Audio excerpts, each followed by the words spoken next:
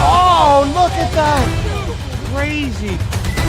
Oh! What is this thing, Charlie? Oh my God! What we dreamed about. Oh my God! It's a cob. Oh my goodness! It's a silver cob. Oh! It could be! I see it right there. It's an Ariel. Oh! Oh! Wow! Oh! Is that it?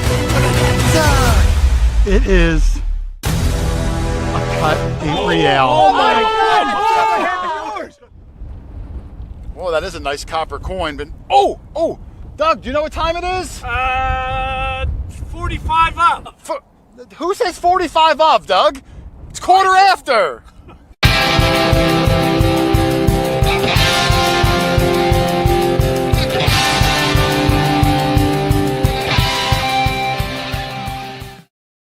What's up, guys? Quarter Hoarder here. Welcome to the Quarter After Show. Man, we've got a lot of talk. We've got an action-packed show tonight. So much stuff. We're going to try to squeeze it all in the shortest time as possible. Let me say a couple hellos before I bring the gang in. I see Teresa the Treasure Hunter is here, one of my moderators. Teresa, how are you? I thought I read she was on a plane. I'm not sure where she's going, but I'm looking forward to seeing Teresa in a couple of weeks. Eric, the Cape Cod Father, is here.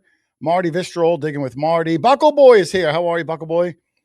Stephen Vaith. Turd Ferguson is here. Corn Smoke. Hot Mess Fishing. Alicia, another one of the moderators. I got some pictures of Alicia from this past weekend. As you may have seen, we all went down to Digstock, met a ton of cool people. So I got some photos and some stories we're going to tell. It was a fun weekend. Magic Man Texas is here, not Magic Man TX. I bumped into him at Digstock and finally got that right. Welcome, brother. Let me see. It's going to go on. Let me bring some of the guys. Oh, Southern Relics is here too. We shared an Airbnb with Steven and his buddy Chris. Two awesome dudes. First time I got to meet them. Really enjoyed their company. Scudo Hunter Bruce. I'm going to really get into it. There's a ton of people in here because I did make a big announcement on Tuesday that I'm going to have news for a potential $10,000 giveaway. I'm going to get into that in about 2 minutes. Oh, and Metal Bree Tectorus is here. How are you, Bree? Thank you for making it. We'll see Bree in a couple weeks also at Come Out Swinging. So let's bring in one of the longtime participants of Come Out Swinging, Charlie, the Heritage Relic Hunter. How are you, Charlie? I'm doing great. Charlie, I'm excited about Coming Out Swinging. We're going to see a lot of people. It always gets in a good clientele from all over the country. People find amazing things. I'll get into it more when Robert comes on. We're going to have Robert on tonight at 7:30 till 7:30 to 8 o'clock. We'll have him on talking about the hunt, all the games. There's going to be a special announcement of a new game that's coming up for this very one. I'll let him tell all about it. But that's what I heard. You've been with Come Out Swinging from day one. What are your thoughts on the event? Well, the trip we just took us 7 hours to get there. The trip to Come Out Swinging is like about 10 minutes. 10 minutes. Yeah, you could ride your Kubota there. It's my hometown. Yeah, and when we get into it too, the not only was a trip to Digstock 7 hours, but the chauffeur we had made it seem like it took 16 weeks. I was white knuckling the whole time. We'll get into that later when I bring the chauffeur on. It was exciting. It was. He made it eventful. The drive down back was very exciting. Let me also bring in, there it is, Rich Van Winkle. I haven't seen Rich in about a month between the snow and the travel. And Rich went away with his whole family for 2 weeks to the Florida Keys. We're going to talk about all that stuff at 8 o'clock once Robert's done. But it looks like Rich's beard grew 3 inches since I've seen him last time. Like the Grinch's heart, like it grew 3 sizes in a month. So I don't know how he does it, but he's looking good. Rich. He's looking good. That's Florida. It doesn't seem longer, but maybe it's just you haven't seen me in a month, and that's what it is. I miss everybody. What are you guys doing? Listen, this Saturday we've got our first colonial house in, holy cow, 2 months. I'm super excited to get back on there. We've got an awesome crowd going, virgin ground. It should be a winner. I'm super stoked for that. And James, I drove by today. Check it out, and it really looks awesome, especially since the fields are soybean fields that were harvested. I'm excited. Let me bring in the last of the Mohicans, but certainly not the last. Well, that doesn't make any sense. Dog Tag Doug, Mexican Doug. Jane Fondog. How are you, Dougie? I'm doing fine. Doug, I'm psyched, man. It's going to be a fun weekend. We had an awesome Digstock. I can't wait to get into some of the stories later tonight. But let me make some announcements. I told everybody because I want to get Robert right on at 7:30. Sure. And we'll have lots of time at around 8 o'clock to talk.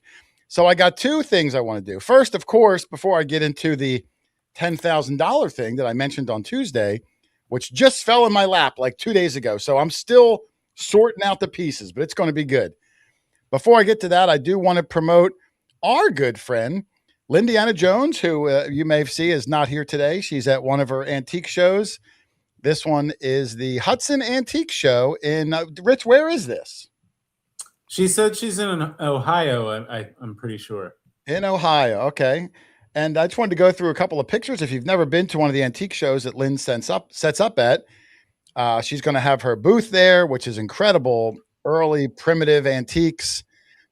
She stages it really good. She really has an eye for, how she stages everything up. Incredible things that you might not see anywhere else. This is just a small little sample.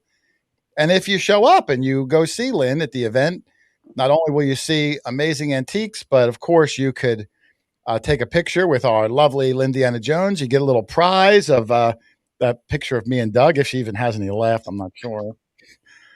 You don't even have any. I know. I have to go print more. I didn't even bring any to Digstock. How bad is that? That's terrible.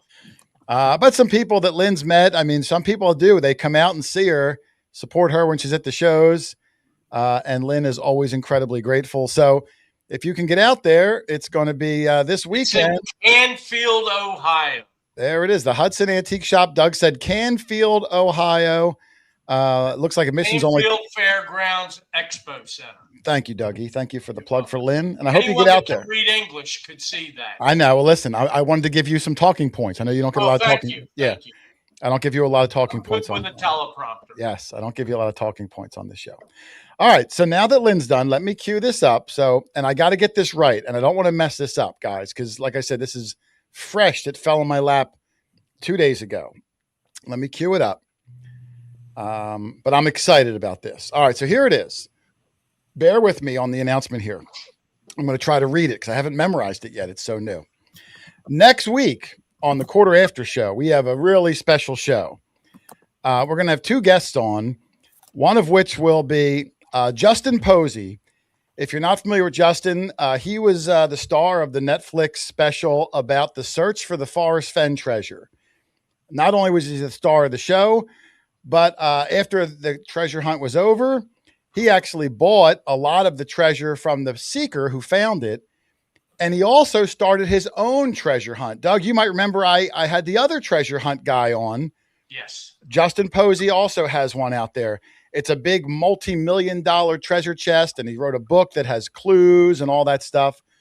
Justin's going to be on next week, along with Emma from the YouTube channel Treasure Hunt with Us. Now, what they're coming on for is not only are we going to talk about, yes, Bree, Greed of Gold. That's correct. Not only are Justin and Emma going to be talking about Justin's book for a little bit, but they're really on to promote a massive event coming up the end of this month called the Seeker Summit, which is going to be a Guinness Book World Record for the largest convention of treasure hunting in the world. It's going to have the Netflix executives, the producers, the directors, all the stars of the Greed of Gold. Justin will be there, Emma.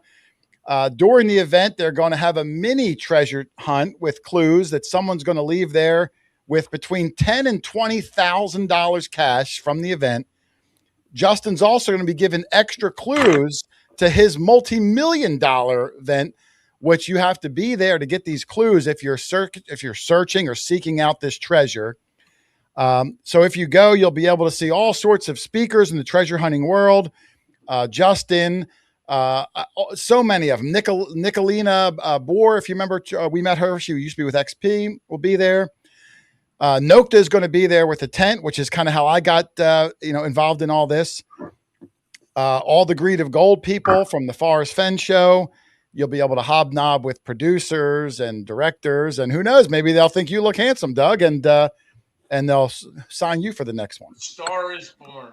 So, and of course, like I said, Justin Posey will be there, who wrote the book Beyond the Map's Edge, which is a puzzle book that gives clues to where the newest treasure is hidden.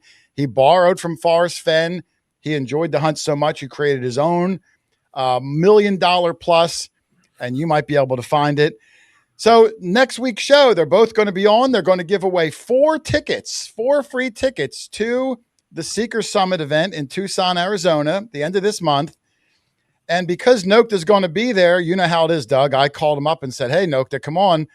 They're going to be giving away next week a Find X Pro metal detector on the show to one lucky winner to start off your treasure hunting career if you don't have a metal detector. The Find X Pro includes a detector, the carry bag, the premium digger, headphones, all in one. It's a starter machine, a beginner machine, but it's very, very effective. I own one myself. So if you've never treasure hunted before, it's easy peasy to use. And Nokta is also going to be giving away next week their Nokta AccuPoint pinpointer, which is an incredible pinpointer. Ask Charlie. He lost it this weekend. I gave it to him Friday. He lost it on Saturday. but somebody found it. Someone found it and got a mail it back. But next week, we're going to also give away a Nokta AccuPoint pinpointer, and which I've never given away on the show before. Nokta is also going to give away their pulse dive pinpointer with the 8-inch coil on there. This thing is waterproof to 200 feet deep. Mark said a lot of these treasure seekers will carry a walking staff, tie a pinpointer to the end of it, and then shove the pinpointer into bushes and shrubs because that treasure chest is pretty big. You might not be able to see it, but you shove this thing into weeds and stuff, you very well might be able to hear it. So again, next week, super big show. We're going to have on Justin Posey and Emma from, I forget her YouTube channel, Treasure Hunt with Us. I'm sorry, Emma. And we're also going to be giving away 4 tickets to the event. I don't know if I'm going to do 4 to one person or 2 drawings of 2. We're going to give away the Find X Pro to one winner, AccuPoint to another winner, and then we're going to give away the Pulse Dive to yet another winner. Action-packed show, tons of prizes, tons of fun, and whoever goes has got a shot of winning between 10 and 20 grand at the event, and extra clues, Doug, where they might actually be the person that finds the $1 million treasure. What do you think of all that, Dougie? That's exciting. Hobnobbing with the Netflix producers. Yeah. If we weren't already committed to go to the ShowMe Treasure Hunt, which I would not want to miss that for the world, No. our butts would be on a plane out to Arizona also, because this sounds like a lot of fun. If we could get through the TSA lines. Yeah, I heard. Let's, we would hope for the best luck. But, and talking about ShowMe Treasure, I'm proud to announce that they sold out, I saw. So ShowMe Treasure is sold out. I'm excited about that. So that's our big news. Next Thursday night, make sure you tune in. All sorts of prizes, all sorts of opportunities, all sorts of gear and tickets to maybe win millions of dollars, Dougie. I don't see Robert yet, so I'm going to wait. I didn't want to get into Digstock. I will say, Doug, when I got back from Digstock, I received in the mail 4 CDs from W.C. Jameson, who we had on 2 weeks ago. Cool. Country artist extraordinaire, incredible treasure hunter. He also sent me, Doug, his book, his newest book that he even signed for me. So I want to thank WC for sending that out. And he even sent me this book on how to make a living with a metal detector. And God knows we need that, Doug. I could use it. Yeah, I know you could. You're lucky if you find 3 cents. So thank you to WC. Awesome guy. I'm proud to say he's a friend of the show. He's a great guy. Oh, I love him. And a great guest. I could listen to that guy talk forever. I agree. Such a good speaker. All right. Well, I don't see Robert yet. Guy asked me to come on, and he's late. I didn't want to get into Digstock too much yet. Hey, the director says, "What's that mean?" You want me to stretch? Well, I didn't want to. All right, I didn't want to get into too much. That's the signal for stretching. I did find out. Now I don't want to jump on. Now I know everything, all the answers Robert's going to give. I know them already. If he doesn't show up, I'll do it without him. Okay. But I wanted it to come from the horse's mouth. The handsome horse too. He's a good looking fellow, that Robert. Rather than the other end of the horse. Right. I did find out Bree will be at Come Out Swinging. Metal Bree Tector is, so I'm excited she'll be there because I have a question I have to ask her, but I'll ask her privately. Okay, yeah, because Bree wants nothing more to be alone in a private room with you. No. I mean, just like you and me and her. Okay. I wouldn't do it in an open forum like this. Okay, Bree, I have no idea what he's referring I to. don't want to embarrass her. Okay, I don't know what he's talking about, Bree. Well, Bree was here last year. Yes, Come Out Swinging. That's where I met her. She knows all about Doug already. What's that? She knows to stay at least an arm's length from Doug. Yeah. 10-foot pole distance. Where the heck is Robert? Gee whiz. Maybe he told me he was flying home from somewhere. He may be caught in the TSA. While we're He's killing back. time. He's back already. Is he? Oh, is he back? He's back because I texted him today. Text him for me, Charlie. I'm trying to run the show if you don't mind, and say, Robert, everyone's waiting on you. I got to get him out of here at 8:00. So if he comes on at 5 he's got 5 minutes. Okay. While we're waiting for Robert to come on, is what you were saying about the chauffeur maybe? I'm gonna leave you guys and text him. I got the phone here. Okay, screen. thank you. Okay. I'll kick you out for a second, Charlie, because I know you like to use the phone naked. Steph is here. On all those 900. Steph is here. I see Robert. He's here. And of course, Charlie just left. Yeah. All right, let me wait for Charlie to come back in. I'll bring Robert in. Hold on a second. I'll bring Robert in. Let me put Robert on the big side. Robert, how are you, sir? Hello, everybody. Robert, you're late. He had to pick that cool sweater out. Yeah, it is a nice looking sweater. It's a nice looking sweater. I'll give him that. You can be late if you're going to show up with a good looking sweater.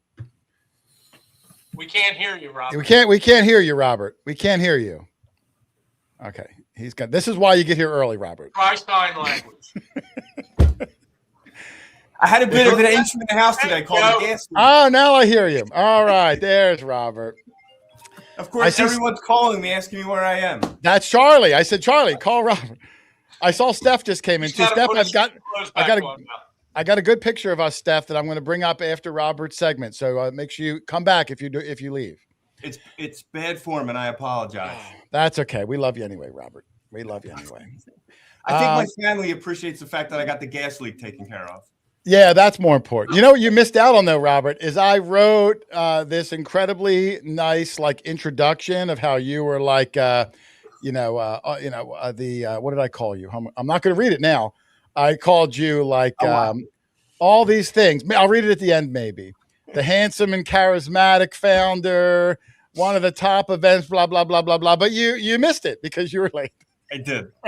I was saving lives though, Jason. You are. Listen, I know that's more important. So let me get into it because I don't want to miss on anything here. If anybody out there is not familiar with Come Out Swinging, first of all, shame on you because it's one of the best natural colonial era metal detecting events in the country that we all go to. It's for an incredible cause, and Robert's been spearheading this since day one. Robert, if you don't mind, can you give us a little background on Come Out Swinging and what makes your events so unique? Yeah, no, I appreciate that's very kind words. Yeah, so Come Out Swinging started in 2020. It was an ideal time to start a metal detecting fundraiser because we were in the middle of COVID, right? So there wasn't a lot of things for people to do.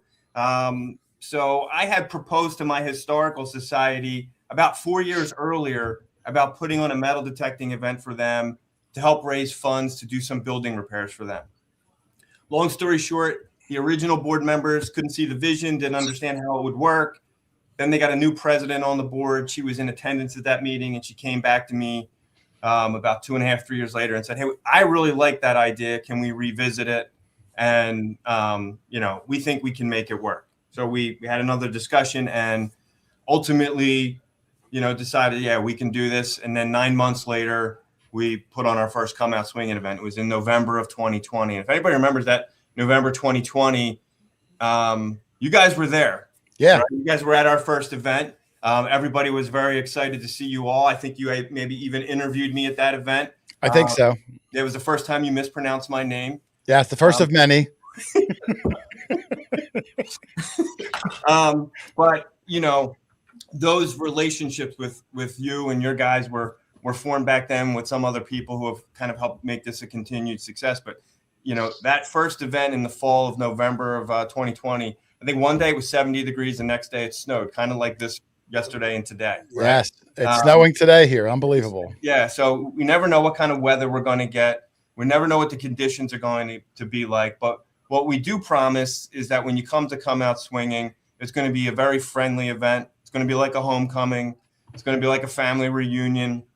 You know, bring your kids, bring your spouses, you know, whatever makes you happy will make us happy. And we're going to do everything that we can to give you the best, not necessarily opportunity to find things, because we can't guarantee anything, right? But definitely the best detecting event experience that we can provide to you. And I agree. And I think you do provide opportunity. I mean, anyone that does this hobby, there's no guarantees, but what you can be guaranteed is the opportunity. I mean, offhand, Doug, Rich, Charlie's back. Let me bring him in. All you guys, I mean, just offhand, can you recall some of the things that people found at previous Come Out Swingings? I mean, the list of items is really impressive. Yeah. Reals and all sorts of cool stuff. George Washington button. Yeah, I remember GW button. I remember Spanish reals, state coppers, shoe buckles. I mean, if you've ever watched one of our videos when we're on colonial stuff, Robert's events are in our area. Charlie said 10 minutes from his house. So although no guarantees, you really have a good opportunity besides meeting people and hanging out and creating these lifelong friendships like we all have. You may just find some good stuff. And you know what, Jason? Can I say one thing about absolutely the 2-day event? Sometimes the second day is the best day.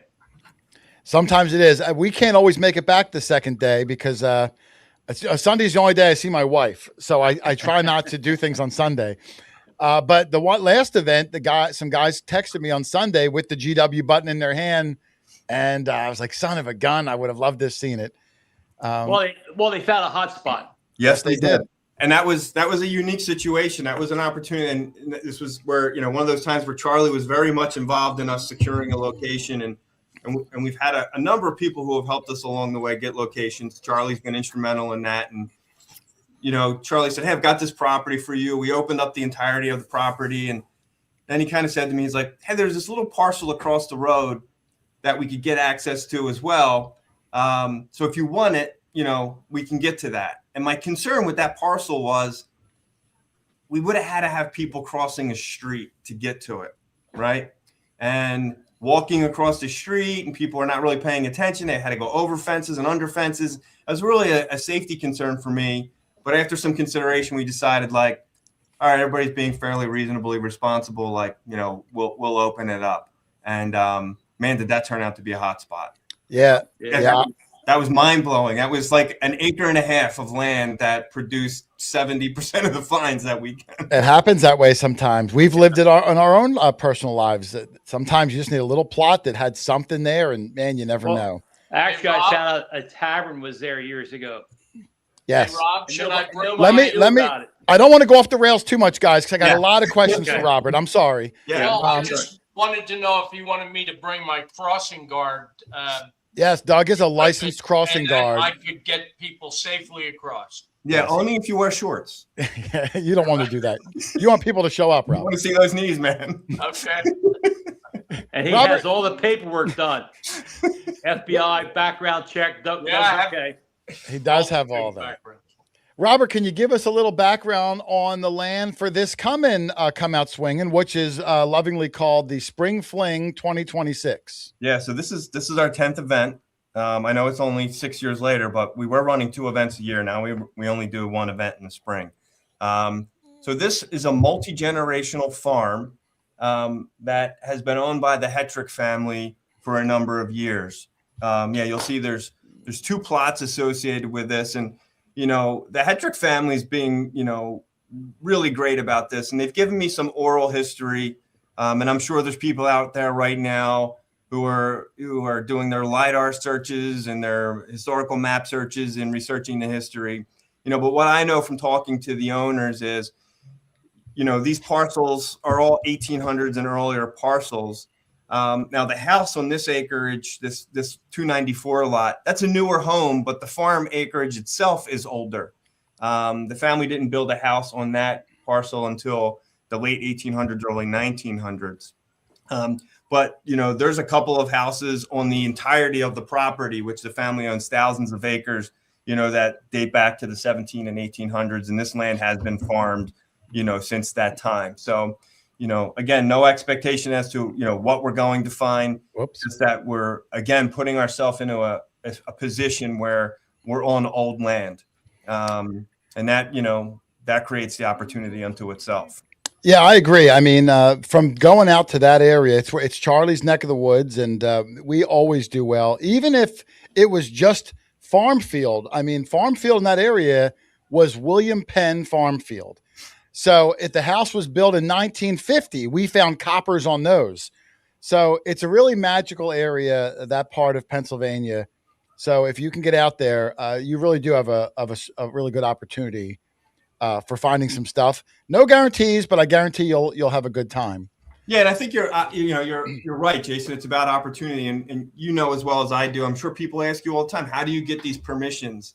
And for some of our people in our detecting community, that's the hardest part of the hobby, right? They know their machines, they've been using it, they're reading the manuals, they're watching the videos, but they just don't have anywhere to go, right? Yeah. And so for us to secure, 150 acres and potentially more, as we establish a relationship and everything goes well with this event, with this family, there could be more opportunities for more of their properties, as we look to the future. But, giving people an opportunity to detect, for us, that's what it's about. The same thing we do with our club. Like I go out and find, Charlie will tell you 30 acres, 20 acres, and then just invite everyone from the club to come detect with me. It's, I don't go out and detect by myself. I don't like to detect by myself.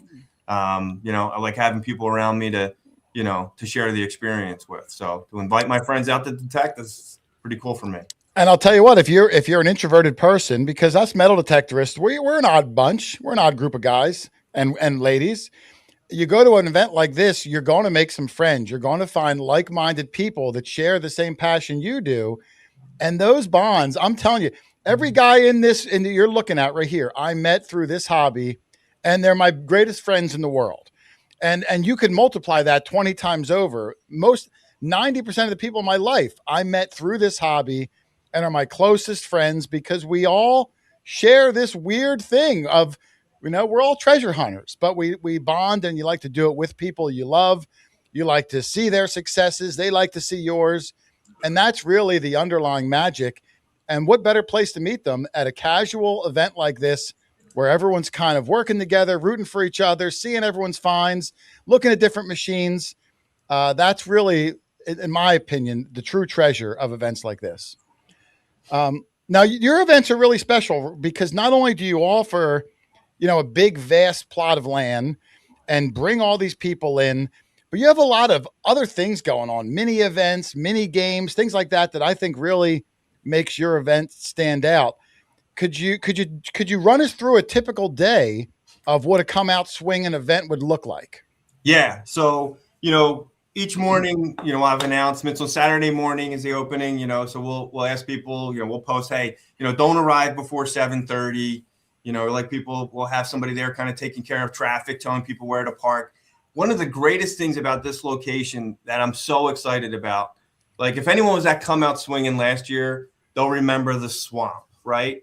We had 6 inches of water by the time the weekend was over in the main tent area, and everything was wet. It was still a great time. Yeah. But it was a swamp, right? I spent maybe 4 hours after the event on Sunday knocking down the mud so that the farmer wouldn't lose his mind. Like when he came back and saw all these deep trails from where the cars drove through. We're getting a barn this year. We will actually be set up inside of a barn. The property owner's making available. We have a paved basically gravel parking lot for everyone to park in, right? So, Oh my goodness. yeah, right. Yeah. We'll have climate controlled conditions almost. We'll have like legit bathrooms, so everything, about this is A bathroom? What's that? It's a red carpet treatment this year. this is crazy, right? Like this is, so we're really excited about all of that. But yeah, Saturday morning, registration, come to the registration tent, you get checked in, you get an ID badge. It's got your number on it because that's how we do everything for raffles and, just kind of staying in communication with people.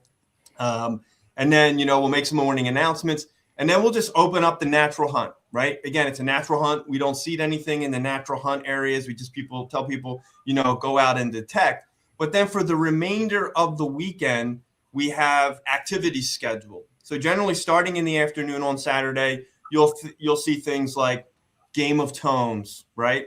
Which is a target identification competition. So we put 10 targets in the ground and we tell everyone, hey, it's free. Just go down there and do it. You get a piece of paper, you fill it out, you write down what you think is in the ground. Whoever gets the most right wins a prize. Cool. Right? So it's very simple. Gives you an opportunity to kind of, test your mettle against, everyone else and their machines and what they're doing. I sometimes put some strange things in the ground to kind of mix it up, or sometimes I'll put iron next to a silver target, to really, see what's going on and see how people are working. I've put, half dimes in the ground, at deep depths to see, if people can find them. It's just fun. It doesn't cost you anything to do it, but, we tell people go do it. It takes 10 or 15 minutes. If you want to do it with somebody else, do it with somebody else. We really don't care. We just want you to go down there and have some fun. Then we have Brass in the Grass. That's where we ask you to make a donation to the Historical Society. It doesn't have to be a big donation. It's generally around $5. But any prize that you're going to get is going to be worth at least what you donated to the Historical Society. And some prizes are going to be worth significantly more. But basically what you do is you say, hey, I want an opportunity to do Brass in the Grass. We have brass tokens buried in the ground with numbers on them. You go down to that area, you dig a token, you bring it back, and then we give you the envelope that corresponds and matches the number on your token, and you get whatever prize is in there. Cool. You can make a $5 donation to the Historical Society and win a Morgan silver dollar, right? And the prices of silver today, that's a pretty good exchange, right? Yeah. Then there's let's see, brass and then we do Relic Relay. So Relic Relay is a team event, and we've been doing this for a number of years. We used to do Joker Poker, and then we turned it into Relic Relay. In the past, we had a 5-team event, a 5-member team event. So there's 5 targets, 5 of each. So you figure, 5 nickels, 5 quarters, 5 pennies, 5 buttons, and 5, bottle caps. Each team member has to go in, yell what they're going to find. I'm going to find the quarter. They got to go in, find the corner, dig it up, bring it back out, tag the next person. They got to say what they're going to dig. Then they come back out. If you dig the wrong target, you get a time penalty, and then you got to dig another target, right, until you find the exact one. And then whoever has the best time at the end, their team wins. What we're going to do this year to get some more teams involved, because we realized in the past, and this is something we're always looking for, give us feedback when this is all done, like from anyone who comes to the event. Smaller teams, right? Some people said, I couldn't find 5 people for my team, so we're just going to do 3-person teams. Still going to have targets, but it's only going to be 3 people, right? Because then some people said, we've got one guy who, is kind of new, and that's okay. You can the other 2 guys, if they're strong, they can go in and find the other 2 targets, right? So we made some modifications to that to get some more people involved. We're adding another activity this year.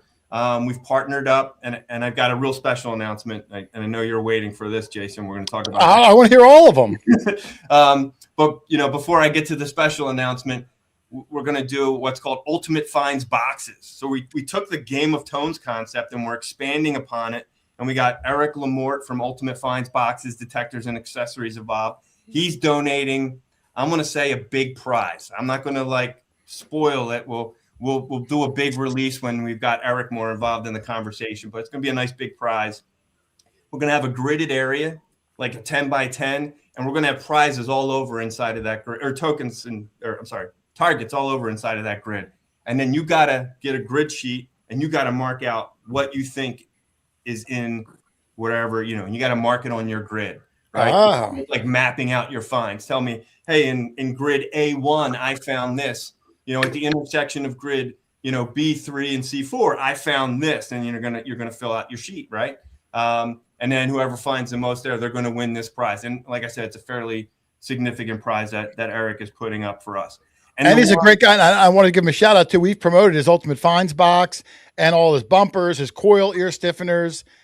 He has some incredible things, and we use them every week. So I want to just reiterate a shout out to Eric from Ultimate Finds box. I didn't mean to cut you off though. No. And then we've got the new idea. And when I shared this with you, I could tell you were as excited about it as I was. Like, it was like one of those ideas that I was really psyched about when it like popped into my head. I'm like, yeah, this is mind blowing. I was like, this is the one. Right? I thought it was cool. And listen, it hooks me in. So you're a good businessman. So yeah. So what we're calling this is the Quarter Hoard and Dog Tag Dig. So we're going to have a designated dig area, and we're going to put, if we have a 125 detectorists, we're going to have 150 quarters in the ground. But on top of those 150 quarters, we're going to have special dog tag dug targets that are buried in the ground as well. And we're going to do this. And Jason and I had a nice conversation about this. And Jason said, hey, Robert, at another event, I recently saw this, and I think maybe you should incorporate this. And I like the idea. And we're going to call it a static hunt start. And we're basically going to have everybody who's involved in this activity get their coil over a target to get started. Now, there's going to be more targets than detectorists, so it's not going to be hard to find a target. And when you're done, you can go and find another target. But our goal is so that people don't feel rushed, right? Right. There are some detectorists that aren't as mobile as other detectorists, and we don't want them to miss out on the opportunity to participate in this activity. So we're going to have a static start. Everyone's going to be over a target. And then from there, we'll say, once you dig one, then you can go dig as many as you can find for the remainder. But every quarter that you find is going to get you one entry into the drawing. Every dog tag that you find is going to be stamped with something, and that's going to give you a 1+ bonus number of entries into the drawing. So if you find the dog tag token, right, well, that's what we'll call it, and it's got a number 10 on it, you're going to get 1 + 10, so you get 11 chances in the drawing. My goal is that those dog tag type tokens are going to sound exactly like the quarter. Yeah, very similar. We're very similar, right? Yeah. So it'll be, if you know your machine really well, you might be able to say like, all right, yeah, I'm fairly confident this is the token, but I'm not telling you what the token is. So you could be rolling the dice. I think it's really cool. I mean, even though you made Doug's thing more valuable than my thing. Well, you told me. You said, Robert. I know. Les, I don't care. Rob is getting a very big check from me. Right. Yeah, all the proceeds. From I just thought it was great. I just thought the idea. I mean, granted, it's got my name in it, so of course I think it's cool. I'm biased, but I think the concept is really good, where everyone has that opportunity. The targets sound similar, so even if you know your machine well, these dog tags and the quarters are going to sound very similar. So a little bit of luck, maybe skill if you're a really highly prized detectorist. But I think that's a really fun game. And I spoke to Nokta. We're gonna get some special prizes just for that game, Robert, independent of whatever else they sent you, because I called up Nokta crying, saying, "Look, I really like this. We got to do it." And they're really nice to me. And well, Mark will do that. Mark's a sucker for tears because I call him crying all the time. Yeah, he's a sucker for tears. And Bree's going to be there, their newest Nomad. So Bree will join us in the giveaway of these machines. So give Nokta a lot of kudos in this. They're a very generous detector company, always help out, and I'm super proud to be partnered up with them.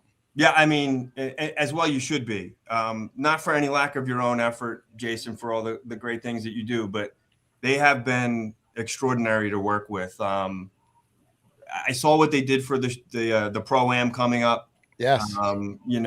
What they've done for us in the past and what they're doing for us this year is really amazing. I can't say enough good things about my relationship with Mark and his responsiveness to my queries about things and, needing help and needing ideas and just some of our conversations. I mean, his exposure to the industry and his exposure to other events. And, I don't know if everybody struggles with this, but I struggled with, is my event like, do people really like it? Is it good? Am I doing all the right things? And, I get independent feedback from Mark, who attends events and hears people talking about other events. And he has a lot of positive things to say about what he hears about what we do, which is why Nokta continues to support us. So yeah, I could not, say enough good things about Nokta. And of course, your support over the years. While you haven't been to all 10, I know you're a busy group, right? We appreciate your support. You were there at the first one. I think you guys have maybe made 7 or. Yeah, we made a lot of them. I know not all of them. Yeah. And some of them were conflicting weekends. Yeah, sometimes it's just scheduling conflicts, and I get it. And, man, if I had an opportunity to go to as many metal detecting events as I could, I would. And can you always make the same ones every time? No. Like this year, we had to change the date. Yeah, I saw Easter got in the mix. Yeah, who knew there was a holiday called Easter? Like, I didn't know. I published the dates, and somebody was like, "Dude, that's Easter," and I was like, "Oh, yeah, that's a snafu. You got to change that. Yeah, we got to fix that." So with all the happenings going on, are there tickets even still available, Robert? There are some. We're very close because we have so many acres this year. We usually have about 100 acres and we limit it to 100. But because we have over 150 acres this year and it's our 10th event, we stretched it out a little bit. We're pushing out to like about 125 and we're pretty darn close. So I get messages every day, or there's still tickets, and I tell people like, yeah, there are still some tickets, but I can't promise you that that'll be the answer I'll be able to give you next Friday. Right. Because it's weird. It's like, we won't sell any tickets for 1 or 2 days, and then all of a sudden I'll sell 15 tickets. Yeah, that's how it works. And I think sometimes it's just people in the community, they're talking to each other, and a lot of times I can look at, where are people coming from when they register, or I see who they're connected with. I'm like, these guys were talking about it, and they all decided they wanted to come. It has a lot of buzz and I know how you are. And look, I know the feeling as even just a YouTuber. You wonder, like, is my stuff any good? Like, do people appreciate this? And I tell you, Robert, your event's one of the best ones out there. Between how organized you are, the attendees. I mean, the people that come to yours they come from all over the country. It really speaks volumes for the event you put on, the land you get, the organization. It's run very well. And it's one of my favorite ones. I mean, granted, I'm biased. I probably have 3 or 4 favorite ones, but yours is definitely in the mix. And I wanted to let people know, if they wanted to get in more information, is this your main way of reaching you, Robert, is to join the Facebook? Yeah, the Facebook page is always the best way. We have 1 or 2 people who aren't on Facebook, and I tell them, like, hey, if you need information, you got to communicate with me, more directly, and I give them, my contact information. But the Come Out Swinging Facebook metal detecting group page, whatever, that's going to be the best way. It's going to have the registration information. It's going to have the maps. It's going to have day of event stuff. It's going to have all the sponsors leading up to, right? So, we're, officially a month out now. So I'll start posting sponsor information. These are the people who have sponsored. This is what they've donated to us. This is how they've been involved. Like, we really like to, make sure people know about our sponsors. After the event, we continue to publish on the page about sponsors. We put them in the Historical Society newsletter. We send out a 1-pager about, how they sponsored. But yeah, the Facebook page is where you go for all the information. Yes. And Robert and Renita from the ShowMe Treasure Hunt, she commented, the start you do was named after their event. They came up with it. And in the community, we do call it the Missouri Start. Oh, you know what? I did hear that. That's right. You know what? Now that you're saying, I heard that on the show the other night. Yes, I just give them their credit. Because when I saw it, give credit where credit is due. It's amazing because, like you said, some people, they're not as fast as others. They might be older. You might have limitations, but that gives everybody a fair chance to get out, get over a target.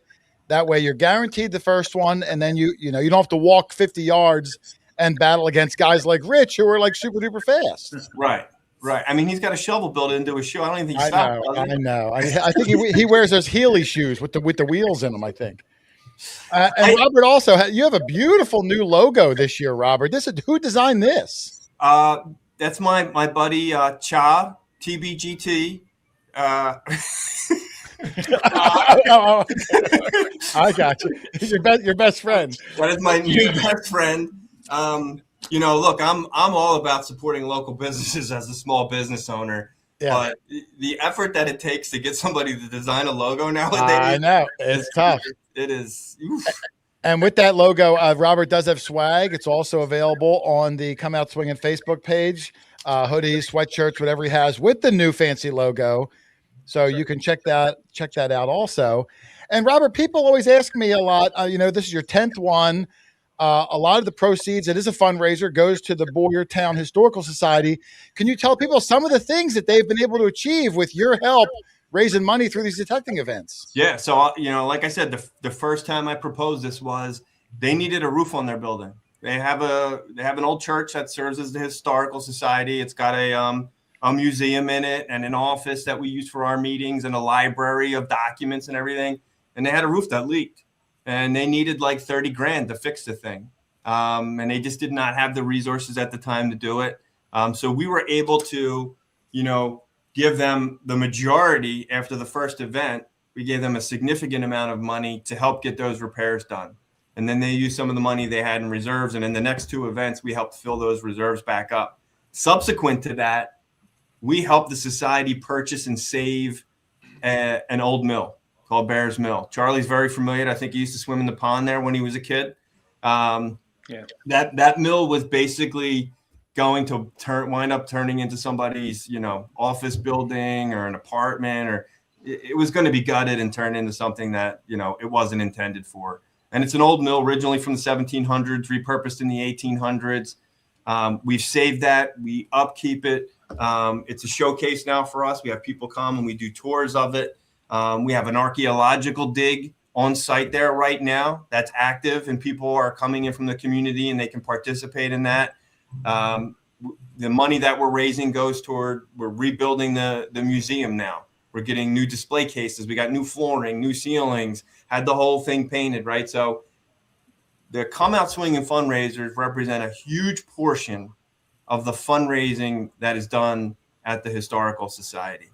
And without it, I worry that not only maybe the society might not exist, it might exist, but not at the extent that it currently exists, but that mill would not have been saved.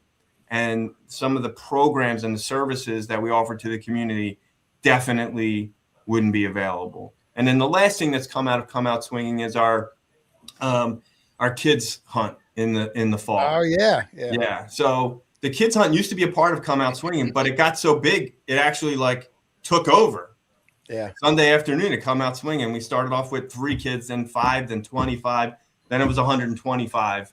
At one point, and it was like, we need to make this its own event. So now we do the kids coin hunt in the fall with tractors in the park, and it lasts for 3 hours. It goes from 10 o'clock to 1 o'clock, and we've done it for 4 years now, and we've never had an event where we haven't done more than 100 or less than 100 kids in those 3 hours. They come in, they get to learn about metal detecting. They go out and they dig coins.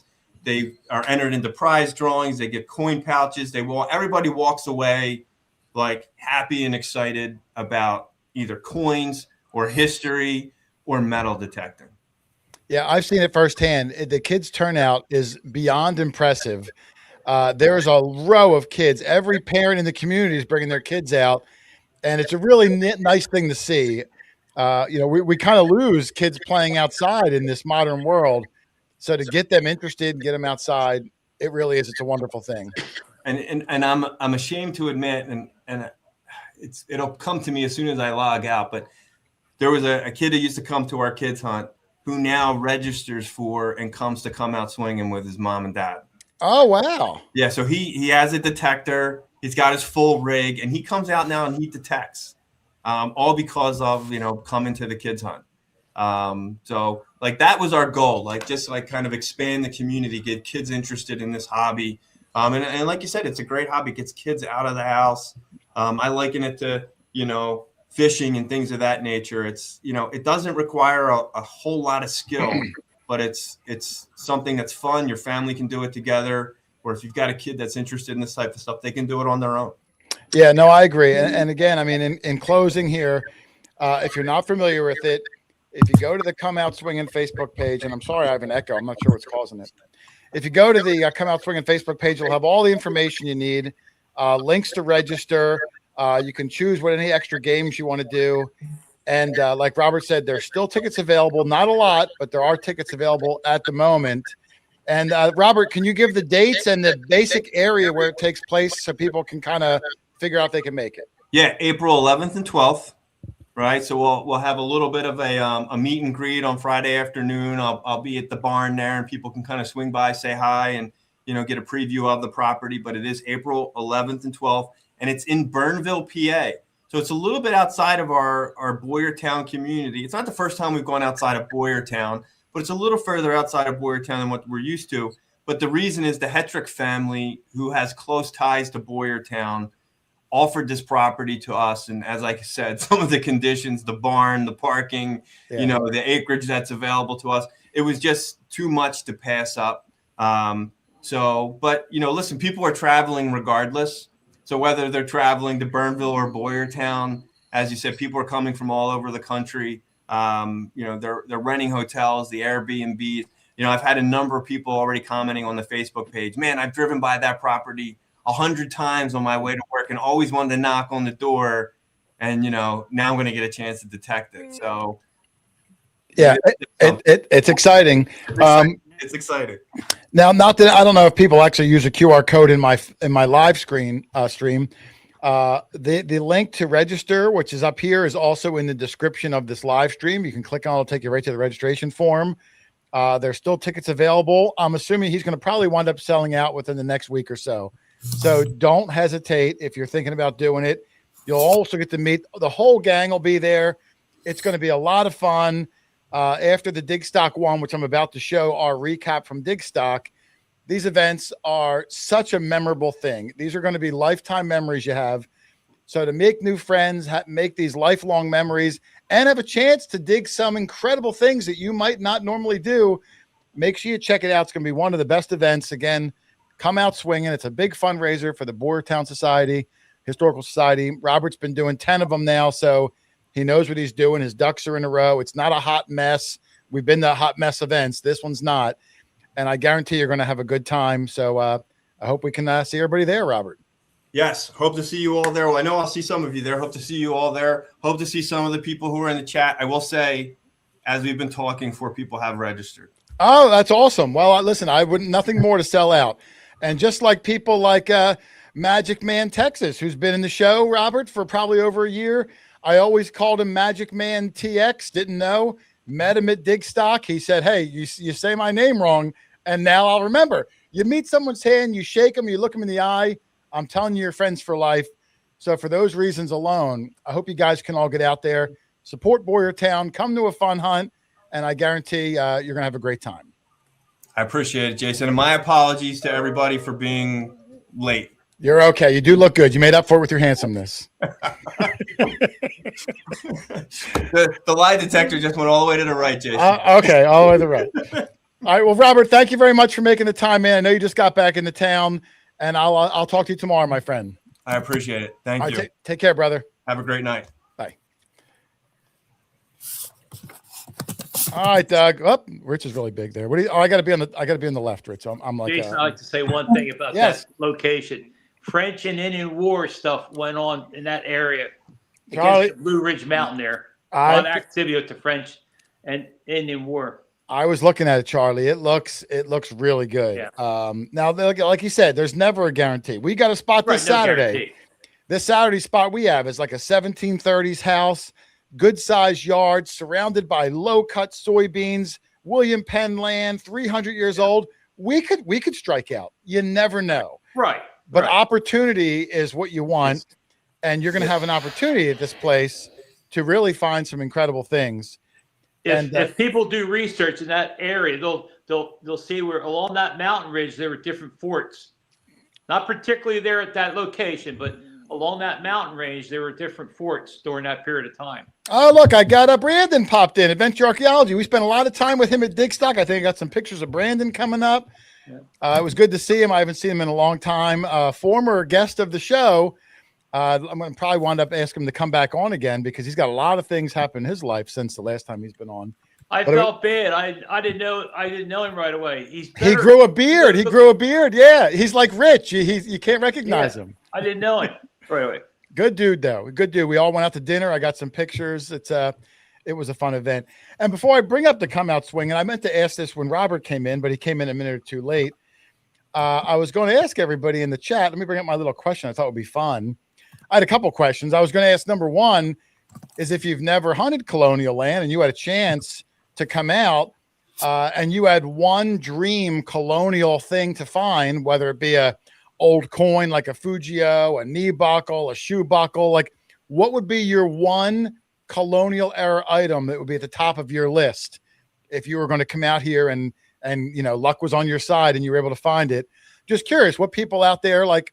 Is it a coin? Is it a relic? Is it a George Washington button? What would be your most wanted thing, if the skies lined up and you were able to get it? Charlie, what would your thing be? One thing, if you could get one at the Come Out Swinging event. A cap bust dime. Oh, yeah. I have not found one yet. I know. They eluded you, my friend. They eluded you. Or George Washington button, either or. Okay, either one. You'll take either one. How about you, Rich? A Fujio or a George Washington. Yeah. Okay. Doug? Gold coin. Gold coin. Okay.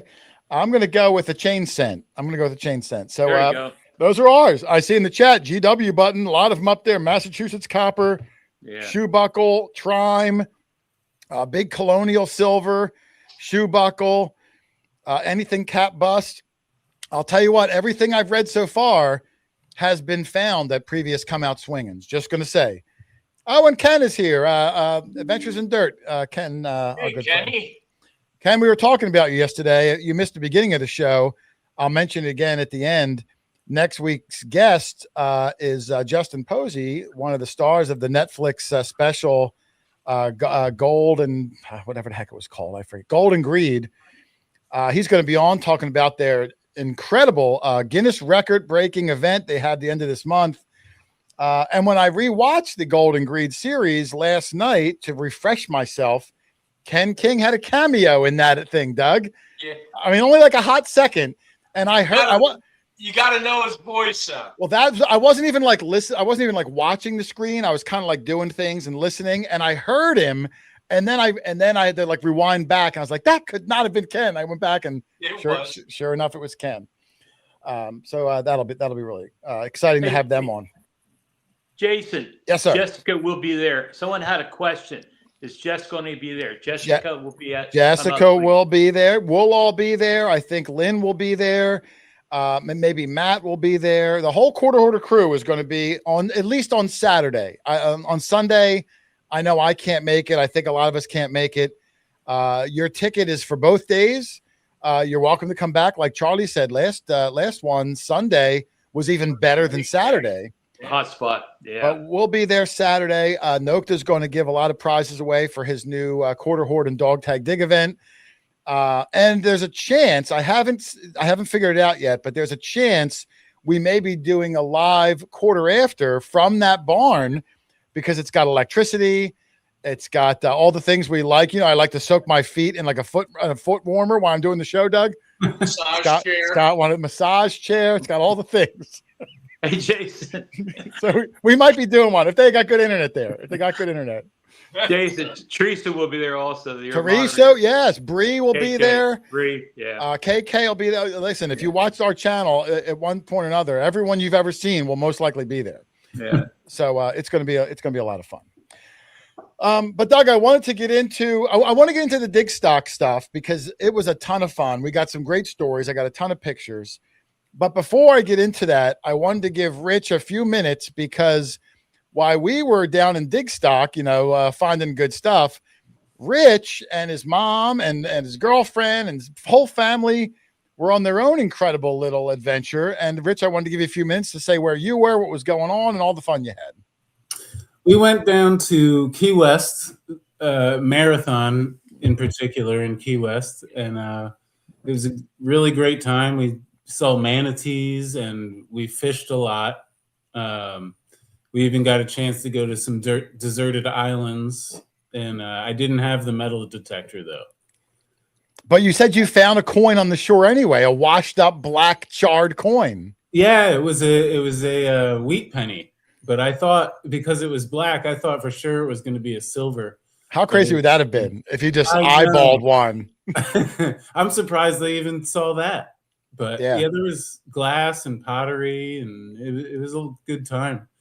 The one night we were on a deserted island, having a fire, eating some fish that I caught, and the little dinghy boat, which brings us back to the big boat we were on. The engine died, and they didn't come back right away. So half of us were stuck on this island, no cell phone service. I mean, it should have been 15 minutes, and we were there for over an hour. And I started the fire again. Like, I didn't think they were coming back. Doug, if they were stranded there, Doug, would Rich be the Gilligan or the professor? Jeez. That's a good question. No, listen, I know Rich. So I know Rich. There's no chance he was Thurston Howell the third. He's too smart for Gilligan. Okay. And I don't know, maybe not smart enough to be the professor. Somewhere in the middle. Maybe he's Ginger. Maybe he's Ginger. I did have my fishing rod, and we had a fire going, so we would have been okay for at least a day or two, I'm sure. Yeah.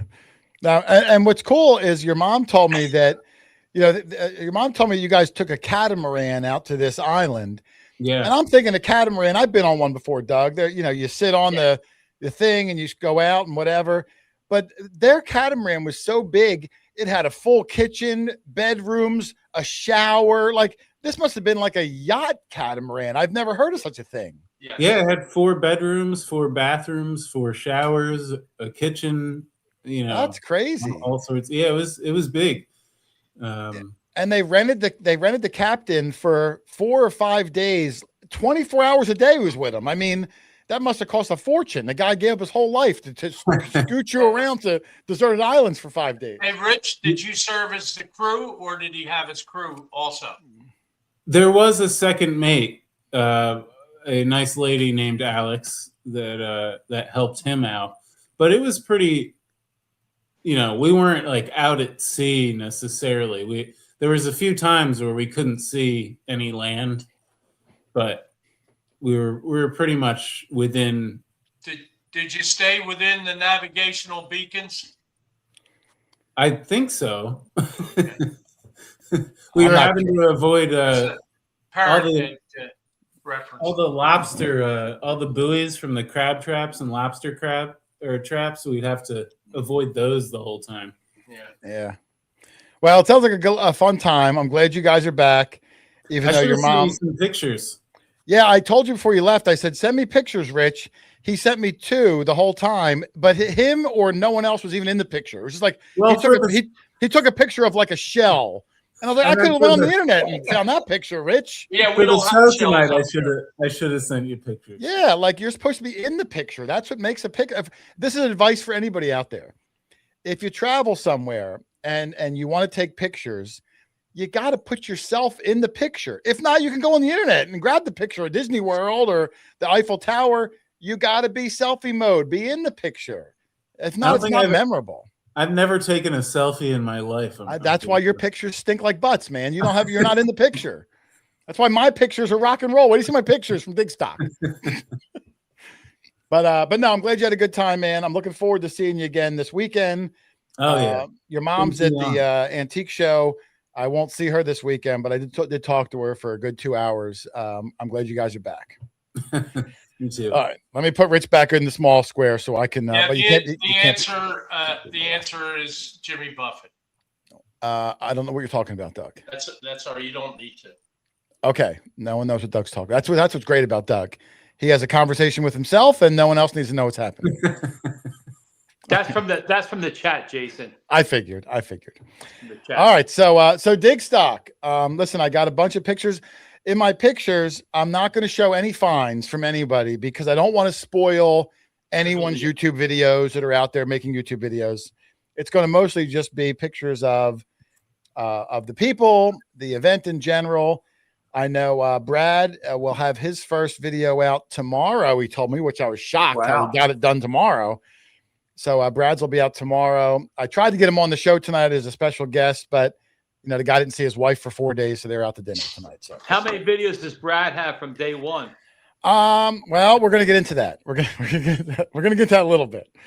But I wanted to start off, Doug. Charlie's trying to move it along. I know. Well, listen, we got a lot to get to. Now, Doug, over the years, we've had some really questionable lodging when we go away. We've had, our famous story with the squatter in the basement. We had the one, Rich, the last time I went to North Carolina, and it looked like someone threw up all over the beds. There was no bed frame. It was a mattress on the floor with like vomit stains on it. It was terrible. This Airbnb, Doug, was 5 stars. Would you agree? Oh, I didn't want to leave. It was like a multi-million-dollar home. Just beautiful. I wanted to just show a couple of pictures of it, and I didn't take a lot of these. These are from their Airbnb listing, but they were 100% accurate. I mean, this is the house. It from doesn't the back. look like that now. We really trashed it. Well, this was a nice summer green too. We were like in the spring, so the grass wasn't. This was the view from the back of it. We were right on. Doug, what was the name of the lake? Lake Gaston. And if I might add, when I lived down in North Carolina, Lake Gaston, actually, I was just leaving North Carolina, moving north in 1964.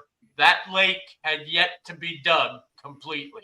Wow, when Doug was a kid, water didn't even exist when you were that age. It didn't exist then. It wasn't until the Great Flood. It was still the Ice Age. But no, the lake was absolutely stunning. It's a great fishery, great entertainment. This building down here that I'm circling, it looks like a shed, but that's from it's at such a distance. It's a 2-story boathouse, and we could have taken the boat out in the lake. They had a bar, a mini fridge, double decker.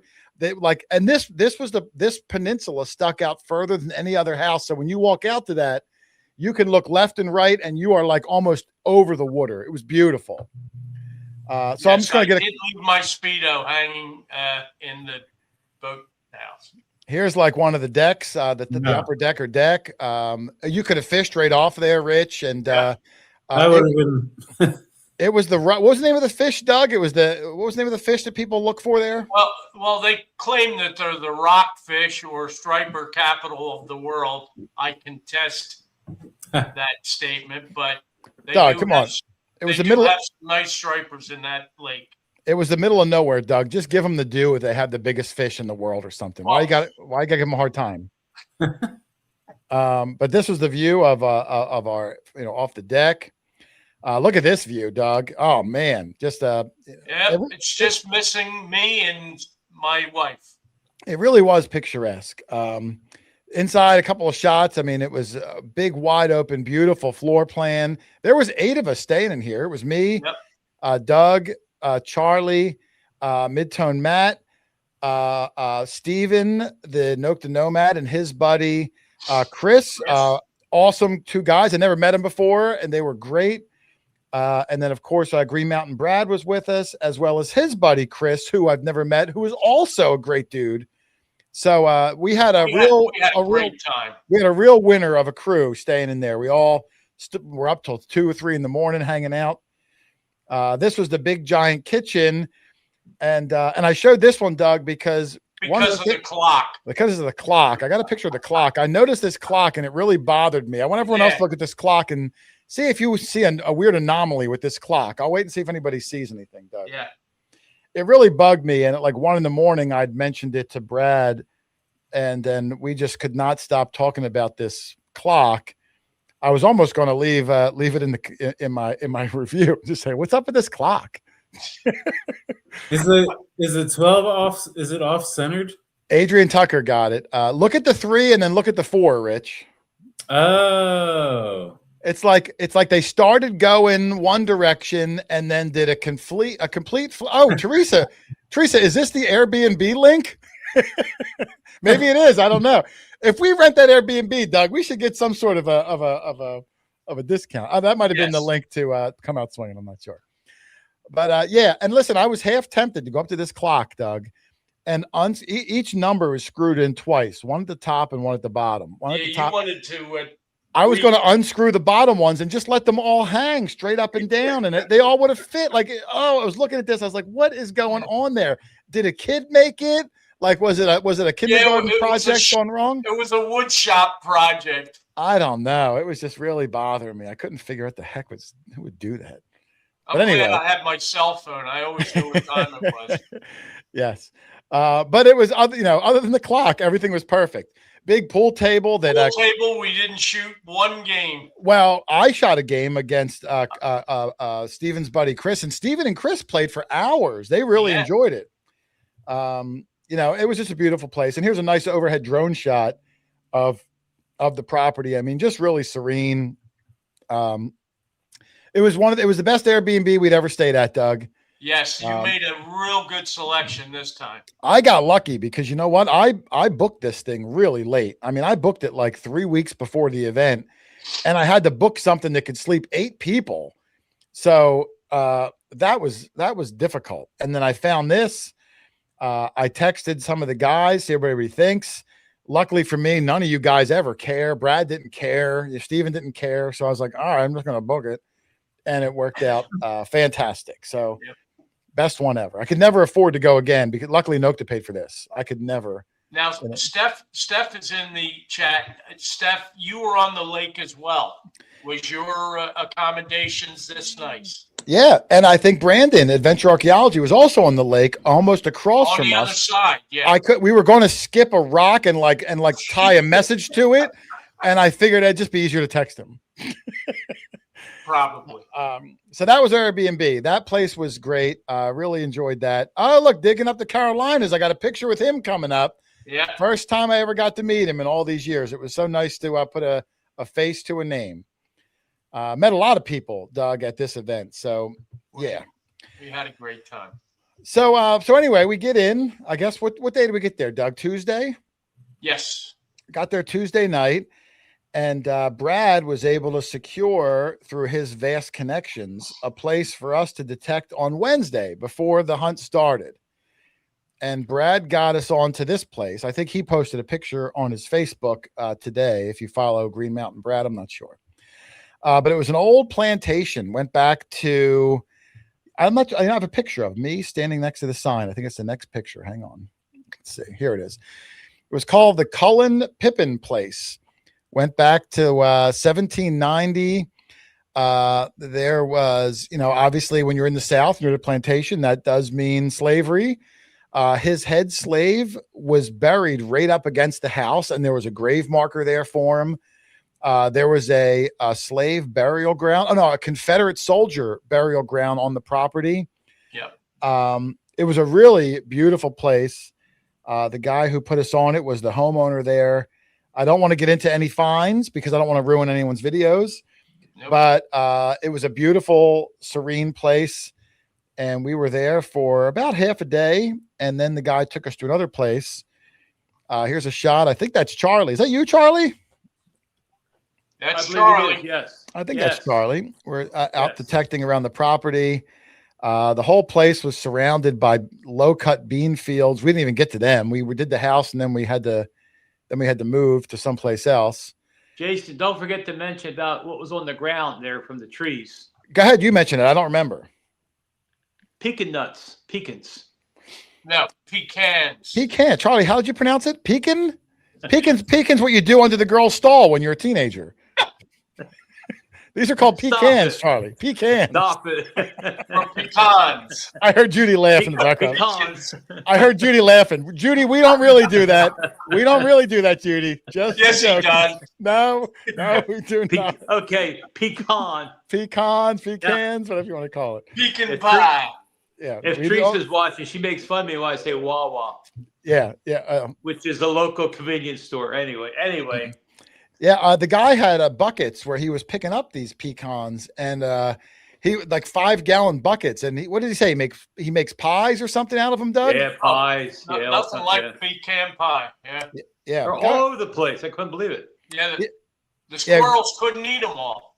yeah, No. they were really nice. They were all. Doug, did you grab any of them? Usually when we find No, that, I got my own trees in the backyard. what are those nuts that when we hunt a house, if they have this certain tree, you grab all these nuts and bring them home? Oh, those are it'll come to me. Chestnuts. Chestnuts, yes. Whenever a homeowner has a chestnut tree, Yeah. Doug's like a squirrel. He just grabs as many as he can and Yeah, throws them. Put them throws in my his Yeah. bag. pouch. You know, Jason, since you have that photo there, the two houses were not that way. The one got moved together with the other one. Remember that? The guy said.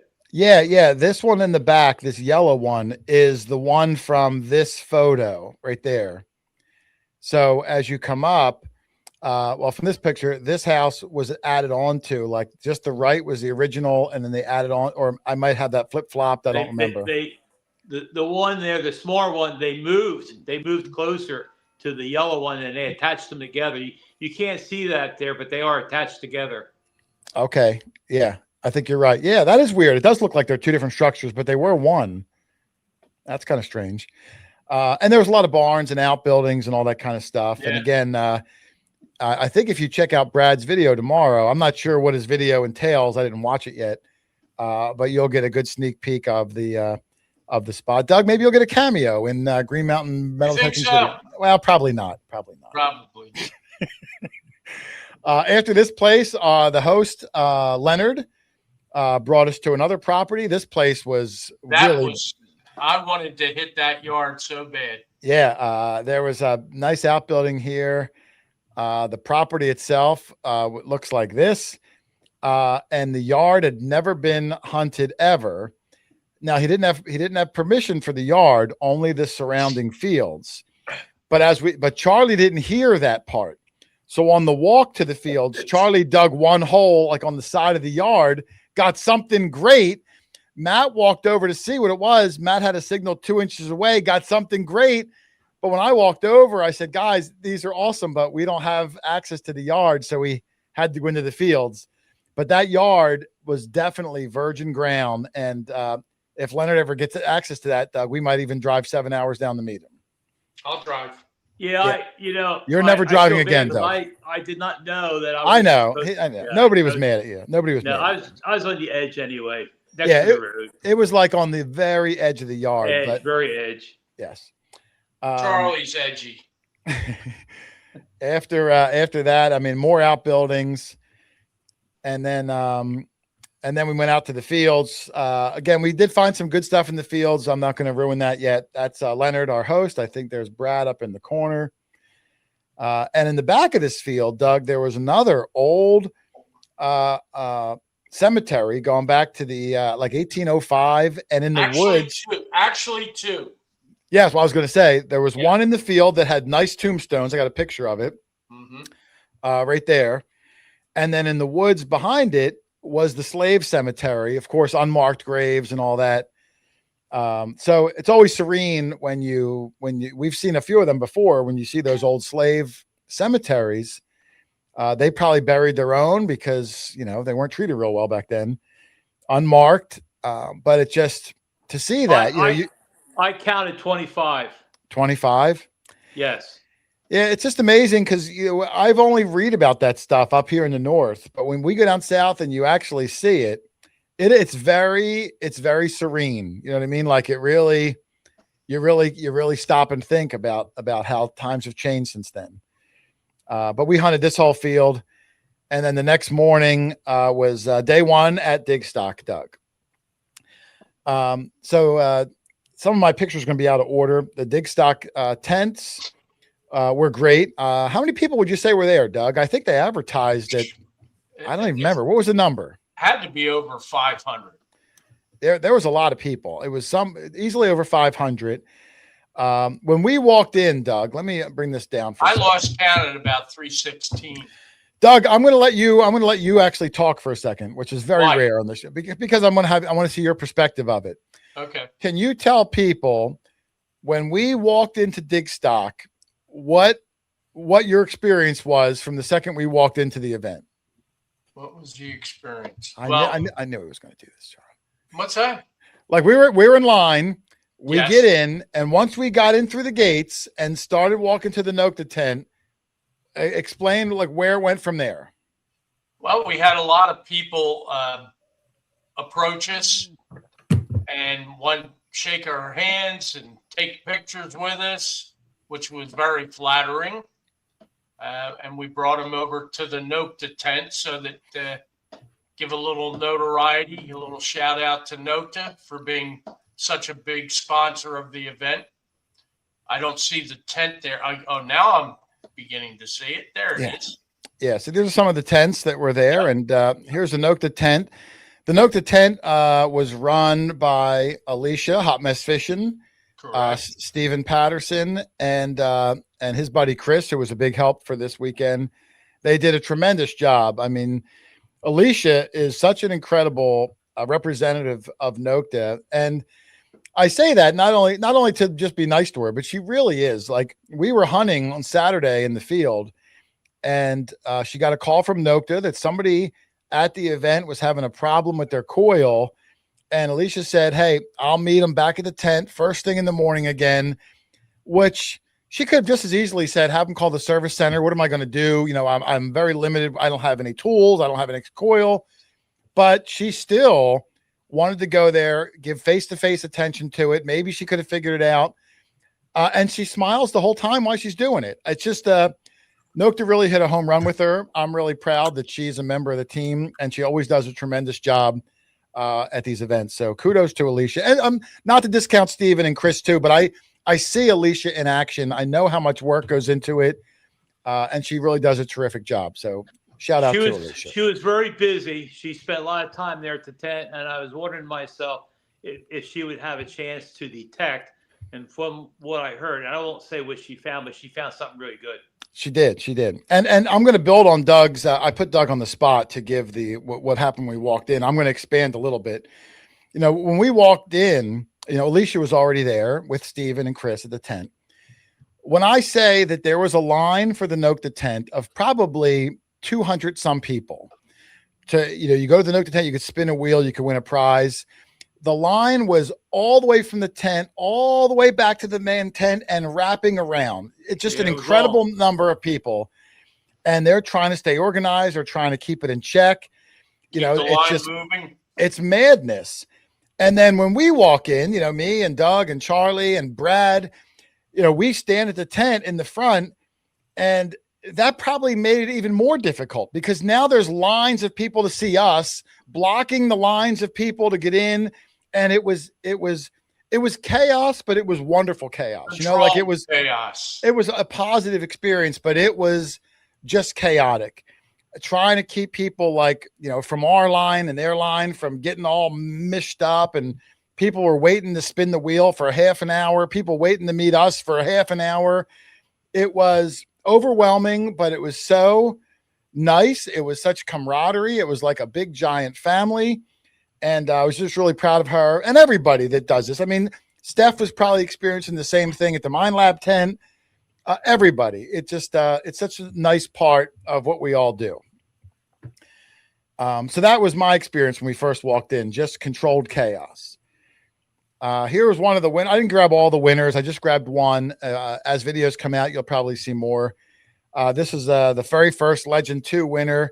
Alicia, with that whole line of hundreds and hundreds of people that could spin the wheel and win this guy was like one of the first 5 people in the door. Is that right? Something like that. I'll keep an eye out for Alicia. I think it was like one of the first people got lucky and won the Legend 2. And the guy was incredibly grateful. We bumped into him in the field and he was finding stuff with it. It was fantastic. Yeah, here's a message, Steph. She didn't sit down the whole day. It's a ton of work. It's a ton of effort. You know, you're promoting your brand, you're kissing babies, you're shaking hands, you're taking pictures, you're doing all the stuff. And it's such an enjoyable experience. It's work, but it doesn't feel like work, Doug. You know what I mean? Right. Alicia said the Legend 2 winner was only 40 minutes in. So, yeah, really early winner there. Yeah, we hadn't even gotten there, and he'd won. Well, we were in line to get in. Yeah. What was really weird to me, Doug, and I'm gonna vent a little bit. I'm gonna vent just a little bit.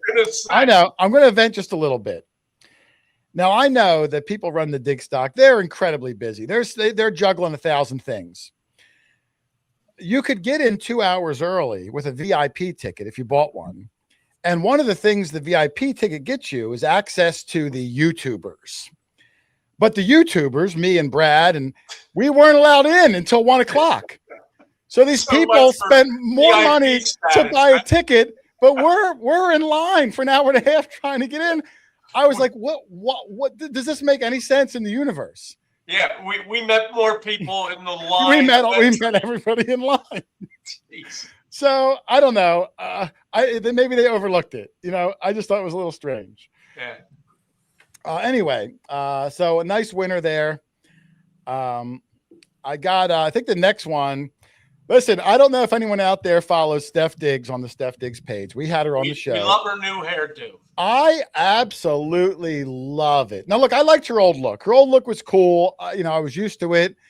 I always said, Steph, because we've stayed with her overnight in Airbnbs and travel and stuff. And so I see her like, out of the shower when her hair's not done, her makeup's not done.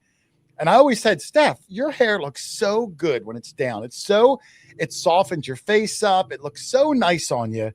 And then finally, like within the last 2 months, she started doing this softer hairstyle. And tell me she doesn't look like $1 million, Doug. Yes, she does.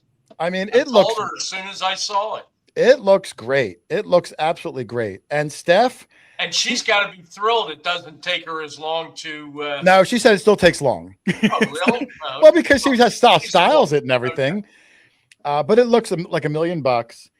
And kudos to Steph. She ran that entire Mind Lab tent. She had a little bit of. She had a little bit of help, but she was 90% of it. And she did a knockout job. Normally at these events, we see Debbie, who always kills it. Debbie wasn't able to make it. They asked Steph to step in and take the reins, pretty much solo. And Steph really knocked it out of the park. Just like Alicia, like I said, with all that work that's involved, Steph took the reins by the horn or maybe I messed that up. Took the cow by the horn. She took something by the horn. Bull by the horn. Bull by the horn. Thank you. Whatever has horns, Steph grabbed those horns and she did a great job. So awesome for Steph. I'm really proud of her. Let me see. I got a few more pictures here. Here's one of the most of the Nokta people. I don't know where Brad and Chris were, but there's me on the left, Midtone Matt. Oh, Rich. Doug, don't say it yet. Don't say it. I won't. Rich, I have a new nickname for Matt, which may just be. I thought you were going to save that. No, I'm saving it. I'm not going to say what it is. Oh, okay. I'm just telling Rich that we got a new nickname I came up with at the event that might be the greatest nickname I've ever come up with. So can you tell me Saturday? We're gonna film it Saturday, and it'll be released Saturday. Yes, we're gonna film it Saturday. To the group. Yeah, I'm excited. But I haven't come up with a really good nickname in a while, and this is amazing. So wait till you see that. So kudos to me. Kudos to me. And Matt is great to play along with it. Yes, love Matt. Great addition to the team. But anyway, me on the left, Midtone Matt, Dog Tag Doug, Mexican Doug, and Jane Fawn Doug all together all next to them. In one. Alicia in the center, a rock star at the event, absolute rock star. Charlie, the handsome Herodrelic hunter. Stephen Patterson, second from the right, a nomad that was also there. And then Chris, who is Stephen Patterson's hunting buddy, good friend in Stephen's videos over at Southern Relics. Chris, coincidentally, Doug, let me see if I can make this smaller for a second. No, that's not what I wanted to do. There we go. Chris, who incidentally won our Nokta 2 giveaway when we had Dealic on a few months ago. And you guys were all there. It was a random draw. Everybody entered. He's not a nomad. He's not a nomad. He just hunts. Coincidence. I ran that, and Chris won. He let me know. He said he was jumping up and down like an 11-year-old girl, Doug. He didn't use those words, but I'm embellishing. Yeah. He And said his hear you make that analogy. he said his son was upstairs in the bathroom and watching the show. And when he announced his dad's name, stood up, started jumping around. Stephen heard the floor bumping. It was cool. And the guy was so grateful, used that Legend 2 all weekend and found some bucket listers too, Doug. Yeah. So yes, keep your eyes out again for videos. I don't want to ruin anyone's videos. I won't say anything, but we had a conversation the night before, and he had mentioned that there was something in particular he had never found. And guess what? Yes. And Stephen, not only that, Doug, but Stephen found a bucket lister for him, which we won't say. And our own Alicia found a bucket lister for her. Yeah. All of them using a brand new machine. You know, they're the Legend 2. All of them found a bucket lister. So kudos to all three of them. Keep your eyes out for everyone's videos as they start to unveil in the next coming weeks. I'm assuming. Charlie, well, I don't want to say if Charlie found a bucket lister or not, but Charlie found something really good. We all found something good. Yes. We all left there with something decent. Yes. All right, let me see. I don't have a gazillion billion pictures. We didn't get our striper though. No. But that was ours in front of the tent. Let me see what else I got. I got maybe like a dozen. There's me, Doug, and Matt in front of. Oops! I went too far. Went too far. I mean, this is just me, Doug, and Matt. You know what we look like. We're on the show every single week. There's me and our buddy Chris Fallon, who I do not see in the chat tonight. What's up? I'm going to remove this picture from the chat if he doesn't get in here.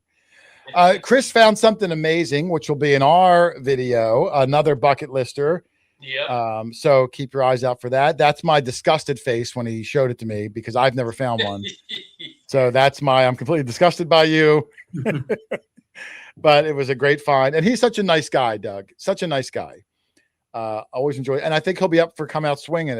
He will be. Yes, he will also be. Yes. That's how good that Come Out Swinging event is going to be, Doug. Yep. And I didn't see him in here, but Dave Chumley, is he in? He'll be Come Out Swinging. I don't. Oh, I think I do. Yes, I do see David Chumley. Alicia said Chris was the first person to spin the wheel. Yeah, Chris bought a VIP ticket, hoping to see us early, even though we're all friends, but we weren't allowed in, even though that's what the VIP ticket got you. I'm going to put that in the suggestion box for next time, Doug. In the suggestion box. All right. So where am I at in the picture? We got a Phillies fan in the chat. Okay. Let me see. This is Relic Rat, who I do not see in the chat tonight. He's usually always in the chat. His name is Cliff. I don't think I've ever met him before. His partner, Justin. We all got to go out to dinner. It's nice to put did Charlie leave and come back? Did he? Yeah, I'm back. Okay. I didn't even know you're gone because I had this thing in full screen. That's okay. So Cliff and Justin, Relic Rat, it was nice to finally meet them again after all these years. So many people we had never seen before. That was great. Whoops. When we were leaving, Doug, at the end of the darn it, I blew it. You blew it. I blew it. That's okay. When we were leaving the event on the last day, exhausted, we walked, they were just about to do all the big prizes. And I said, we should probably get out of here now because it's going to be a madhouse of cars. And as we were walking to the cars, we bumped into this lovely lady and her husband or boyfriend. I'm not sure. I forget her name. Was it Stacy? I'm not sure either. I don't remember. But she, we were walking to the cars and I saw her looking at us with that look on her face of, I want to go say hello. I want to go say hello. You know that look if you've ever seen it. Yes. So we all stopped and went over to her and she was so grateful. She said she was a big fan. And that was our last picture of the event. Not for my thing tonight, but for us. It's just nice to see people that are happy to see you. A lot of people in this world are not happy to see you. But they were happy to see us. I wish I remembered her name. Now, what I was getting into with the next picture, which I kind of ruined, was after the first day. When we went to the meet and greet that morning, we all went out for breakfast at Waffle House. Now, Doug, you and I have eaten at Waffle House in the past, and I don't know if anyone out there has Waffle House in their area. It's not exactly a 5-star restaurant. It's pretty basic. It looks like it's cleaned, not as often as it should be cleaned, kind of a deal. But I mean, it's like an IHOP sort of a thing, a little lower budget. You get usually you get something simple, waffles, maybe scrambled eggs. You know what you get. But Brad ordered like a chicken salad or something. I don't know, at like 7 in the morning. Yeah, I know. I thought that was a little odd. It was a strange order. It was a strange order. In the morning. And that's why I got a picture, because the next day, which would have been the first day to go hunt at Digstock, Friday, all day, Brad was sick as a dog, could not even leave the Airbnb. Here's a picture of him.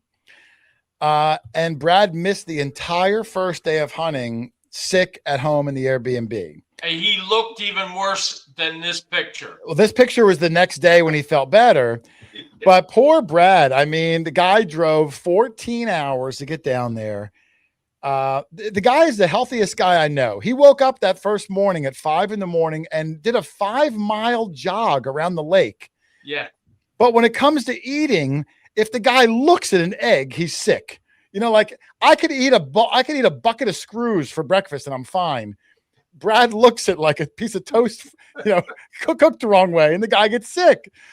So poor Brad. I mean, I felt terrible.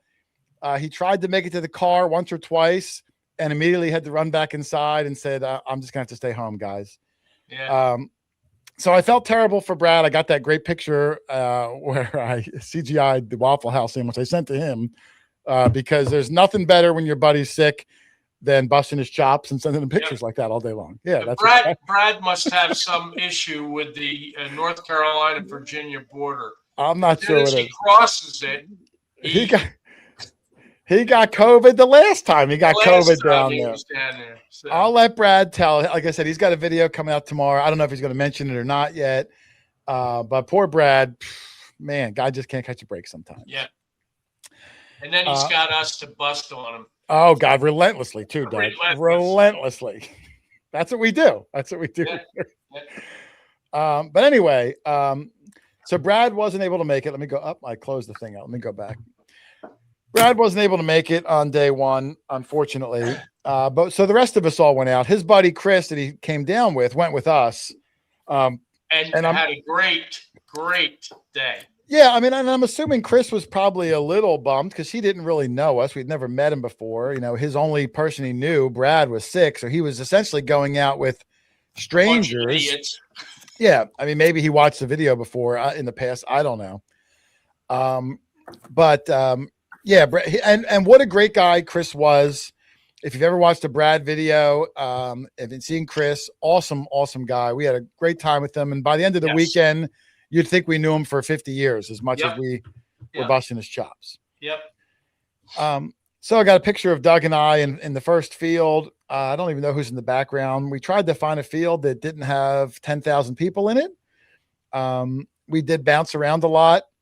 I joked before the show that I brought Charlie a brand new AccuPoint pinpointer. I gave it to him on Friday, and he lost it on Saturday somewhere in the fields. Lost it. When I got up in the morning, I was going to put it on my lantern, but I didn't. I rushed out the door, and it was unattached, and it fell out of my bag. It happens. But listen, someone found, I told Charlie, I said, look, go on the Digstock site, put up there that you lost the pinpointer, an AccuPoint pinpointer, brand new, wouldn't even be really dirty yet. No. And enough people in this world are kind. Enough people will recognize Charlie's name and hopefully turn it in. And someone did. Someone turned it in, yeah. But listen to this crazy nonsense, Doug. They turned it in early. They turned it in really early. So we thought, oh, great. Charlie went to the tent to get it. It wasn't there. And we're like, what's going on? You know what happened? The kid that was helping Steph at the Mine Lab tent went out detecting or something, didn't have a pinpointer. So he went to the lost and found, grabbed Charlie's pinpointer and took it out for the day to use it, and then was going to put it back at the end of the day. But meanwhile, we went to pick it up and it wasn't there. So like it caused like all this chaos. Steph, what the heck was the guy thinking? Who goes to Lost and Found and just borrows things? And I think Steph had a test garden, and then he used it to find the things in the garden to take back out. Yeah, I mean, does he know how Lost and Found works? That's not what it is. That's not how it works. It's not lost and found. Pawn Hey, shop. he used it. And he put it back. So Yeah. I mean, look, I don't care if the guy used it. It's just that we went back to the tents for it, and then it Right. wasn't there. right. But then at the end of the He event, checked out. yeah. All right, hold on. Let me see. Let me see. Steph says she figured it out when he was digging up the test bed, and I said, "That's Charlie's." Yeah. So whatever. Matt Jones, the organizer of the event, has it. You know, you're the helper did turn it in, you know, eventually, but we were gone. So I think Matt's going to mail it to Charlie. Is that what's happening, Charlie? Matt is going to mail it to me. Yes, I actually chatted with him today, and it's going to come back to my house here. Yes. All right, great. Because So, I was going to have to call Mark and say, Mark, remember that pinpointer you sent me Thursday? Well, I need another one. Need another. And I would have had to really eat crow because he would have Yeah, busted my chops. yeah, it's just, but I did enjoy using it. It's nice. Oh, it's really nice. Listen, I love it. And you know, Yeah. we didn't even sink it in your headphones yet. So where do you Yeah, see all right, that, right. that fun stuff? All right, where am I here? Where am I? Blah, blah, blah, blah, blah, blah, blah. All right, so that was day one. We started off. Brad's buddy, Brad's buddy Chris. I got a lot of video footage of Chris when the video comes out. So I just grabbed one little still of Chris in the field. He's not even looking at us, but most of them are on my GoPro. I didn't go through that yet. Let's see. Then we met up with Alicia in the field with her brand new Legend 2. Alicia and I hunted together for maybe about, I don't know, maybe 45 minutes to an hour. It was so hot, Doug, on this first day. Yep. And I had on jeans. I had on black. I showed up in the town with a jacket on, not realizing how hot it was. It's snowing right now at my house, but down there I got sunburn. I was not prepared for the weather for day one. Alicia, it looks like $1 million. Is that the new shirt, Alicia, that you gave to all of us? I tried it on, Doug. That shirt fits me nice. I wish I would have opened it up when she first gave it to me. I would have put it on. I've got two, one for Lynn and one for Rich. Oh, good. I didn't even think about that. I didn't Awesome, even think thanks. about it. They wouldn't fit me.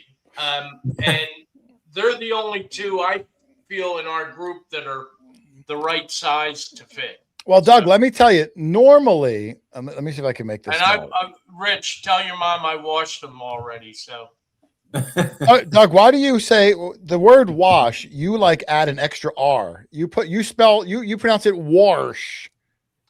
I washed it. Yeah, there's no R in wash. There's no R in wash. What was I going to say? Messed me up. Oh, normally I have a propensity to add R's to. Yeah, I didn't get that video did come out. Okay, you can use that reference. Yes. Normally, over the years, Nokta has sent me probably like 25 different shirts. Now I always bust Nokta's chops, Mark and Dealick, because whether the shirt says small or if it says 4XL, it's They're the all exact the same. same It's the size. exact same size. And the 4XL is like a crop top on me, like I'm hanging out. I look horrible. I'm not like an in shape guy to begin with. Don't get me wrong, but they were never flattering, and they're super duper small and super duper tight. But this one, Doug, this one's actually not bad. Alicia gave me a 4XL because I said, Alicia, just give me the biggest possible size because they run so small. But the 4XL, and I tried it on with a shirt under it, is actually probably like what we would equate to like an XL, maybe a 2XL. It was nice and long. I like a long shirt, so when we bend over to dig, we're not carpenter cracking. It's comfortable. Try it on, Doug, before you dismiss it. I've already got them marked for Lynn and Rich. So. All right. Well, you're missing out then. I think the only difference in all their shirts are the size tags. They just I just told. Were you not listening? I just Yeah, I said was listening. they finally corrected it. I think they Yeah. finally corrected it. Well, I take umbrage with that. All right. Well, you're going to miss out. I'm going to wear mine maybe on a warmer day because it's going to be cold this weekend. I can't wait to see it. But Alicia looks great in hers, and I got the same one. Maybe we would have been twins if I would have opened mine earlier. All right. So I hunted with Alicia in the field a little bit. Let me see who else I got. There's digging up the Carolinas. Justin on the left. Finally met him. Got some good stuff. Hunted with him for a good hour or so. It was nice to another guy, just like Relic Rat, put a face to a name. Big guy too, Doug. It was like Arnold Schwarzenegger. I had no idea. Did you notice his shirt and my shirt look alike? Well, they don't look alike on because that guy's like no, he's ripped. I'm not. That guy was like a tank, and you were like a balloon that recently popped. My six-pack has turned into a party ball. It's a keg now. Yeah, that guy was ripped. So awesome to meet him. Digging the Carolinas, Jeremy. I forget his friend's name, and I feel terrible that I forget his friend's name. I think the next one I put on Facebook. Oh no, this is Chris, who found something really good in the field. I'm not going to say what it is. It's a nice shot of Chris with Doug and Matt. That's the same shirt Justin has on. Your white "Let's Go Digging" shirt. Yeah. Okay. Notice the difference in the way it's filled out. Yeah. Well, it still fits you good though, Doug. Oh yeah, it still fit great. Yeah, it still looks fits great. And you notice I didn't get it dirty. Yeah, did you get sunburned, Doug? I got really bad sunburn. I got a nice tan going there. It's called an Irish tan. I was the only guy out of our whole group that wore shorts on day 2. We went out to Walmart on Friday night after it was so hot. I said, Doug, we got to stop at Walmart and I got to get some shorts. Now, Walmart's short selection is not so good. So, I mean, I bought a pair of, hold on, I'll drop this for a second. Hold on. Whoops. Let me drop this so when I'm talking, we can see people. Went to Walmart. I don't know, whatever. He'll be back. I went to Walmart and I got the only things they had a pair of cargo shorts and I got a pair of black jorts, like jean shorts that are hemmed. Yeah. So I got back to the house and I FaceTimed my wife and tried them on. I said, hon, how do these look? Cause no one's going to be wearing shorts. My legs are probably really pale. How do I look? And she said, the cargo shorts don't look terrible. The jorts save the receipt, which I can only guess means they look terrible. I thought they looked good on me. They were like an acid wash black color. I thought I looked good, but apparently not. I did not look good. People are asking where Merrill is. Yeah, Merrill is a busy bee. We did get to hunt with him for a little bit. We went out to dinner with him. I think I have a picture or two of him coming up. But in the field, I mean, did we see him in the field at all, Doug? Only briefly. At one time, you were texting him. We moved, and we told him where we were, but he couldn't find us. I don't believe it. I don't think he made an attempt to find us. Well, maybe he got a better offer somewhere else. But. There's no better offer. Who's going to give him a better offer? We had us. We had Brad. We had Brandon. We had KG and Ringy. Where's he going to go with a better crew? Yeah, we had the Steph. We were texting Steph. Alicia was texting her, hey, here's where we are. Steph replies back, okay, I'm coming. No-showed the whole day. Yeah. That was what Merrill did. I think Steph must have got on a good spot, and she's like, I'm not going with those guys. I'm not sharing this with anybody. I got a good spot. I don't blame her. If that's what happened, I don't blame her. All right. Anyway, let me move on here. I think the next one I put on Facebook, which is kind of funny. Yeah, this one, there was a guy across the field. I mean, Doug, when I say 1,000 yards from us, I look up and he's running towards me like a sprint, like Usain Bolt. And I'm like, either A, the guy's happy to see me, or the guy's going to stab me. Like one of the two. Luckily, digging with the Carolinas might have been nearest, and he would have protected me. That guy's big. But this guy runs up, and he's excited that he found this 3-ring bullet because he knows I never found one before. I forget if he'd found one before. His name was Chris Mullen. Really nice guy. Chris Mullen. Yep. And I said, I wanted to take a picture, but rather than just pose with three guys smiling, three middle-aged guys smiling, which is lame, I said, let's do a picture where it looks like I stole your bullet. You're trying to grab it and Doug's fending you off. Doing my pulling guard imitation. He did a good job. I mean, look at the stretch, look at the angst in his face. Like, I mean, for a guy who's never had to act out a picture before, 5-star performance from Chris Mullen.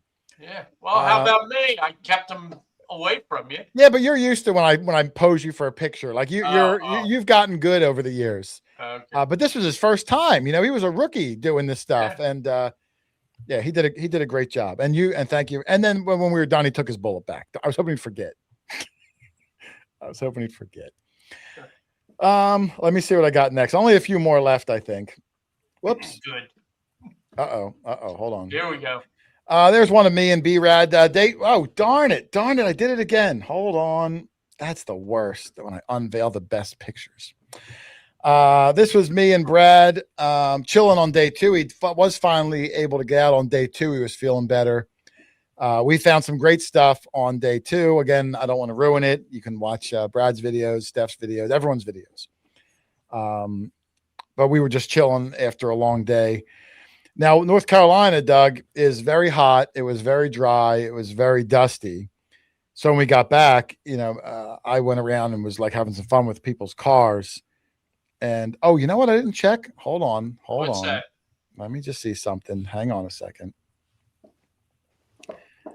Okay. I was making sure that I photoshopped Brad's license plate out. I did. Let me make sure. Okay. Let me make sure I did on both of them. Hold on. I'm usually pretty good, but I don't remember. Yeah, okay. I photoshopped them both out. I didn't want to dox Brad and put his license plate out. So I put this little image on Brad's with all the dust. You know how you do that, Doug. You bust your chops, friends. Yeah. And I drew, I think I have a better close up on. I did like a little I Heart Brad with Brad and Chris kissing. So I thought that was lovely. I thought it was a lovely homage to Brad. He didn't notice it for hours. He didn't notice it. You never know your wife was an art teacher. My artistic ability is like that of a first grader. You sleep through her classes, right? Yeah, it's like barely stick figures. That's all I could do. But Brad's always a good sport. And then I tried to get a picture. Is it the next one? Let me see. Oh, that's Doug's car. I love Doug, Flying Eagle Doug, all the stuff. This one has a license plate on it because it was a rental car. We already turned it in. Doug rented, I didn't talk about this. Doug rented, what was that car, Doug? What does it say on the back of the car? Oh yeah, thank you. Jeez, It says, I love Doug. Not what you put on. A Grand Wagoneer. Yeah, Doug rented this. Really nice, big, beautiful, It real had roomy. massages in the chair. Oh, my chair. Oh my God! I was driving shotgun. shotgun. Drove off the road a couple times. It was massaging my back and my butt cheeks and like my sides, and you can control the massage. The seat was it was luxurious. It was. The only bad thing about it, and Charlie was the driver. Charlie, how scared for your life? Don't agree, Charlie. Don't agree. Charlie, be honest. How scared for your life on a scale of 1 to 10 were you with Doug driving the entire time? I changed my underwear when I got home. Well, and tell him why. You ate my whole bag of lemon cookies. Oh, yeah. Doug's still mad about these lemon cookies. I've heard about these lemon cookies for like a week straight. Hey, Charlie, would you like a cookie? Next thing I know, I turn around and get a cookie, and they're all gone between him and Matt. Well, I was gonna say Matt's not here, but Matt, we kind of like devoured him. We fought over him. Yeah, I didn't even have a cookie, Doug, so it wasn't me this time. Yeah. But Doug's driving. Oh my goodness! Like, you would think Doug doesn't. In safer hands. You would think that Doug doesn't know what the dash line means. He just thinks like 2 wheels should be on one side and 2 wheels should be on the other side. Stay right in the middle. And I'm like, no, Doug, that line means you should pick a side, not straddle the line. So Doug drives like this. You made the comment. You said, Doug, there's 2 lanes here. I said, yeah, I'm using them both. I said, just pick one. Every time, make up my mind. Every time I get comfortable, confused. I'm trying to get comfortable with the massaging of my butt cheeks on the seat, but then I hear like because Doug's like over on the what do you call that thing on the right? You know, where they have the rumble strips. Yeah, the rumble strips, because Doug's over there. I'll say, Doug, straighten out. And then he'll straighten up, and then he's over the line into the middle.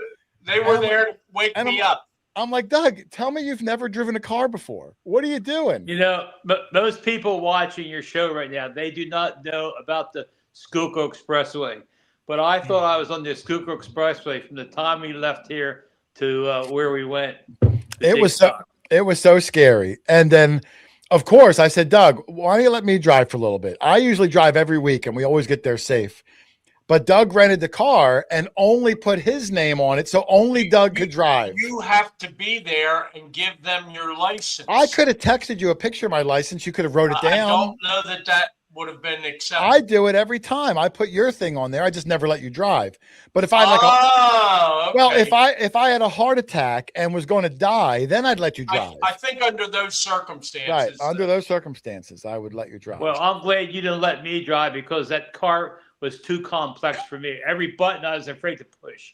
Yeah. Every button did something fancy. Well, the fact is, I told Jay, don't make me take my eyes off the road. You handle all the buttons. So he almost halfway down there, he was acclimating himself to all the buttons on there. So, I mean, that's how we found out we were getting a massage. Oh, it was like a shiatsu massage too, like a deep tissue massage, Charlie. I have a good line, but I won't use it. Yeah, you can't use any. There's a few stories that we had that were the funniest stories, but I can't really tell them in a live show environment. You have to be there. Yeah, like if I ever meet any of the people in the chat in person, I'll tell you. Yeah, but there was some stories that are infamous in my brain forever, but I can't tell them here. All right, anyway, I'm almost done with the photos, guys. Let me see. I'll do the last couple full screen, I think. I got like 2 or 3 more, and then we're done. So then we got a couple dinner photos. Here's day one. There's Chris. I'll go over the left and right. You know, you've got our buddy Chris. His brother-in-law, Rodney. You're going to have to help me with some of the names. Yep, Rodney. You know what, Jason? It was really nice that Doug took the tab on that night. Yes, Doug took the tab. Thanks, Doug. You're welcome. For himself. Yeah. Steph, of course. This is Steph's friend Patrick, who she digs with a lot. First time I ever met Patrick. Alicia. Cool, yep. I'm not even pointing. Alicia. This is this John, FLX detectorist? I think it's John. Alicia, Charlie, I could be wrong. No, that's not John. That's not John. Oh, this is John here. I'm sorry. This is John with the hat the on. next one in the orange shirt. Yes, this is John. I don't know if I know this gentleman. Oh, Alicia's saying Alicia knows. Bree is saying John and Eddie. So is this Eddie then? Forgive me, Eddie, if I don't. I need to meet someone 11 or 12 times before I remember their name. So that's my fault. Yeah. Actually, Eddie did very well there. Did he? Yeah, Eddie did well. Okay. Oh no. Oh, Steph said that's her friend George. So I guess this is Steph's friend George. Then John. Then the people are starting to get small. I can't even see them. I think this back here is Claudia. Who is awesome. That's Alicia's. Yeah. Well, it's all of our friend, but we met her through Alicia. And her friend Carol back there. Yep, Carol. She's getting hard to see. They're getting small. Justin way back here. Charlie all the way at the end. I can't see who's over here. Looks like this might be Cliff. Oh, here's Stephen Patterson sticking his head out a little bit. Yep. You know, as you get farther from the camera, it gets hard. That's the waiter. Alicia said Eddie's in the green shirt next to John. Which one is the green shirt, Doug? Is this green? That's green, yes. Okay, so that's Eddie. All right. Thank you, everybody. You know, Jason, one thing about being there that night, I ate a lot. I really did, to be honest with you, but I also had free dessert. Yeah. They forgot your order and my order, so we got our food like 15 minutes after everyone else did.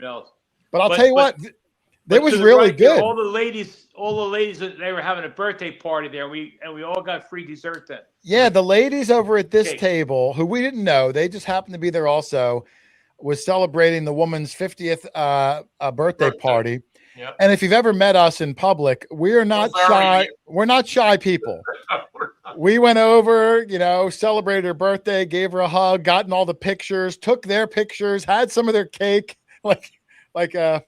You're instantly in the family until you kick us out. Yep. That's kind of how it works. But they were really nice also. And yes, so Charlie got free birthday cake, as most of us did. This restaurant was named Don Juan's. It was a Mexican place. It was really good. I thought it was really good. Yeah. It was very good.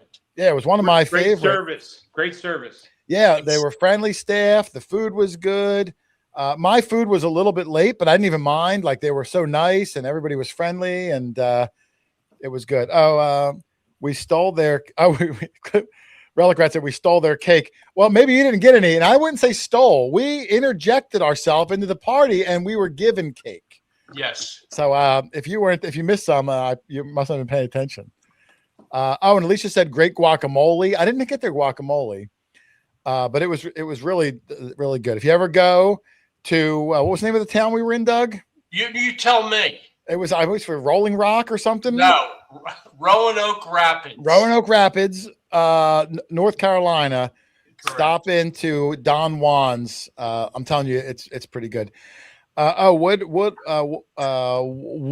Acre. I'm sure I butchered that. Where's Brad and Rich? Well, Rich wasn't there. Remember, if you missed the beginning of the show, Rich was in the Florida Keys, enjoying his own time. Him and Lynn weren't able to come. Brad was sick back at the Airbnb on the first day. We did stop at the store and bring him some soup though. So we picked him up some chicken noodle soup. In fact, he owes me $7, but I'm going to let slide. I'm going to let slide. And then I think we have a day 2 picture. Whoa, here it is. And Brad was able to get out for this one. This is a little bit of a smaller crowd. Who's that childish guy on the right? That's Brad. That's Green Mountain Brad. No, the one next to him. I don't know. Brad has a picture he sent me today where I wasn't doing the bunny ears because this was the waitress taking the picture. And but I didn't want to use Brad's picture for my live stream. He might be using it for something. So in this one, we've got Dog Tag Doug. This is Brad's buddy Chris. Now I say our buddy Chris. Yeah. Someone said no sound. Can you hear me, Doug? I hear you fine. Okay, I'm not hear sure. you. Okay. Brad's buddy Chris, great guy, our friend now. There's Merrill. We were able to get to dinner with Merrill on day 2. Awesome guy. This is, I believe, Chris, who stayed with us. Yes. They're getting small. There's Charlie. Charlie, every time we get to dinner, why do you sit so far away from us? That's not me. That's not you? No, Who's no. that? Who is that? That's that nomad, the other nomad guy. No, that's him over here. You don't even know what you look like, Charlie. This is you. That's you, Charlie. I didn't sit on that side of the table. Go look in the mirror, Charlie. Well, this is you. If that isn't you, Charlie, where are you? Yeah, that's you. You were there. I went to the bathroom. No, you were there. That's you in the back. You, Charlie. Wait, I'm zooming in. That's not Charlie. That's not Charlie? No, I zoomed in. Who the heck is that stranger? Somebody's. That is not me. I missed that photo. I was in the bathroom at the time. You know what? That might be Chris's brother-in-law. Yes, Roger. that's who it is. That's right. Okay. What's his name? What's Chris's brother-in-law's name? I forget. I don't know, but look, everyone's with me. Look, Steph said Charlie, that's you. Relic Rat says we can see you, Charlie. It is not me. I was in that picture. Okay. Oh, wait. Meddling says it's me. I don't know if he's serious or not. I don't know if that's Chris's brother or not. But people are saying that's not Charlie. Okay. Oh yeah. Magic Man Texas said not Charlie. All right. So maybe you're right. Seriously, I wasn't there. I missed it. I had to go to the restroom. All right. So Charlie missed the picture. And then on the back, this is Steven, the Nocta Nomad. There's Chris. Our buddy Chris. Matt. There's Brandon, Adventure Archaeology. And between Chris and Matt is an empty plate. Oh, that's where you were sitting between Chris and Matt. Okay, I got you. and then Green Mountain, who was able to get back out. And this dinner did not upset his stomach.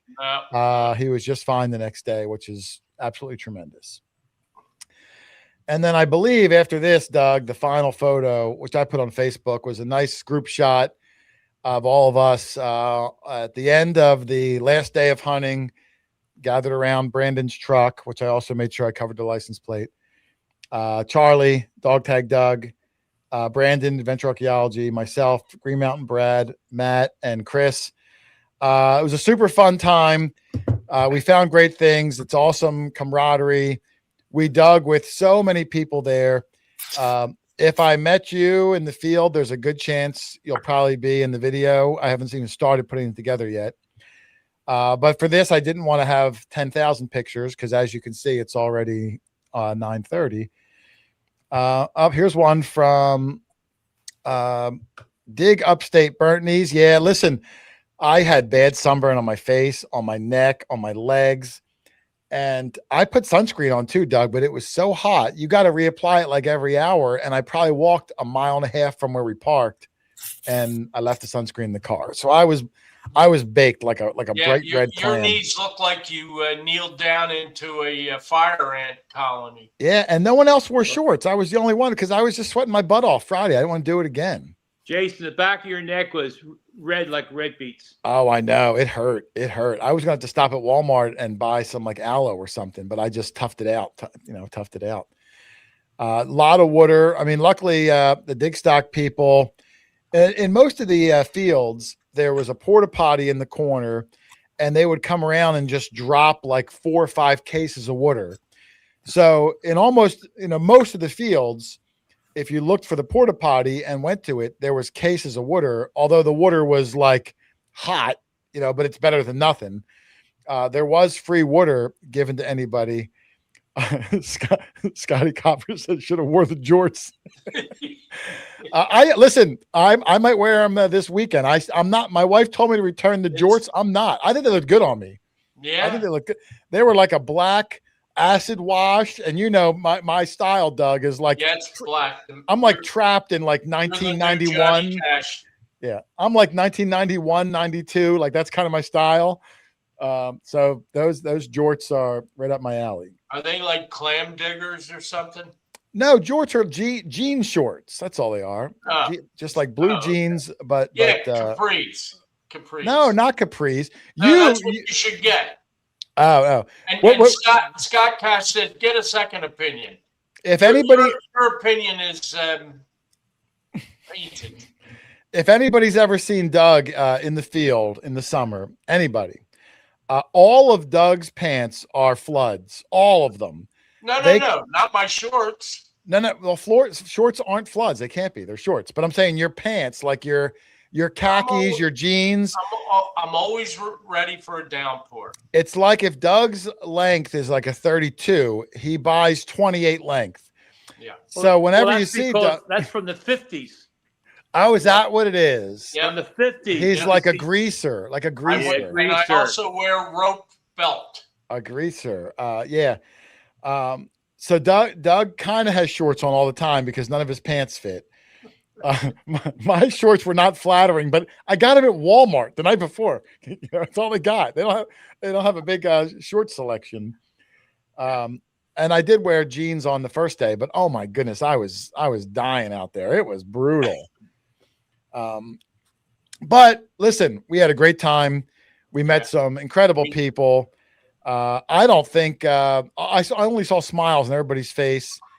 I went to the tents at the end where at Digstock, if you find something, you can find anything. It could be a dirt bomb, or if you find something good, if you bring it to Digstock, they will put it in a Riker's case and put it out on display for everyone to see. With your ID with it. Yeah. And at the end, you can pick it up. But if you put something on display, you get a raffle ticket for another giveaway as an incentive to put your stuff up there.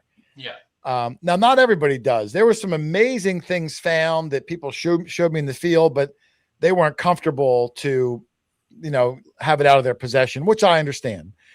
But there were some. Oh, there we go. Robert Legendre. Thank you, my friend. Give me $5. No comment, no message on that, but I'm going to give you a shout anyway. Thank you, Robert. and I'm sure I probably mispronounced your name. I apologize. Anyway, there were some great things found. They'll be in my video, probably others' videos. But a whole lot of really old silver, a whole lot of incredible relics. One thing that Steph helped ID was an absolutely remarkable relic, which you guys will all see as the videos pour out. But there were some really good things found by all. A lot of smiles, the camaraderie amazing, the people there, you know, everyone gets along. My total takeaway from the event as a whole was like a 9 out of 10, Doug. Yeah, oh, easily. I think that's my last photo. That is my last photo. So I'm gonna drop them out. Doug, what did you think of the event as a whole? Everything, the ride, the Airbnb, top to bottom. What did you think of the event? I had a blast, but I always do, and we get to meet new people and see some old friends that, you know, we don't get to chat with too frequently. Like, we're looking forward to ShowMe in a couple of weeks and seeing some of our old friends in Missouri and whoever shows up to attend. But they're great. I go, I would always love to find something. Sure. But if I don't, I still have a great time because I'm meeting new people and talking to old friends. It's just a great time. And us, you know, we had a great time at the Airbnb, just hanging out. Yeah, I mean, every night we'd get back at like 8, 9 o'clock, and all 8 of us would we gathered around that table and we're just BSing till like 2 a.m, laughing. Really good group of guys. I don't know if Brad really shows his fun side in his videos. I know he does a little bit, but Brad is a whole different person around us. He is. He's a whole different guy. I mean, a great guy in both scenarios. But But really, just a great guy to get. And his buddy Chris fits right in. Steven and his buddy Chris, who we never met. Fit right in. Awesome. I really enjoyed everything about it. It was great. Charlie, what did you think? Give me your opinion. How was your bed, Charlie? I didn't walk in your bedroom.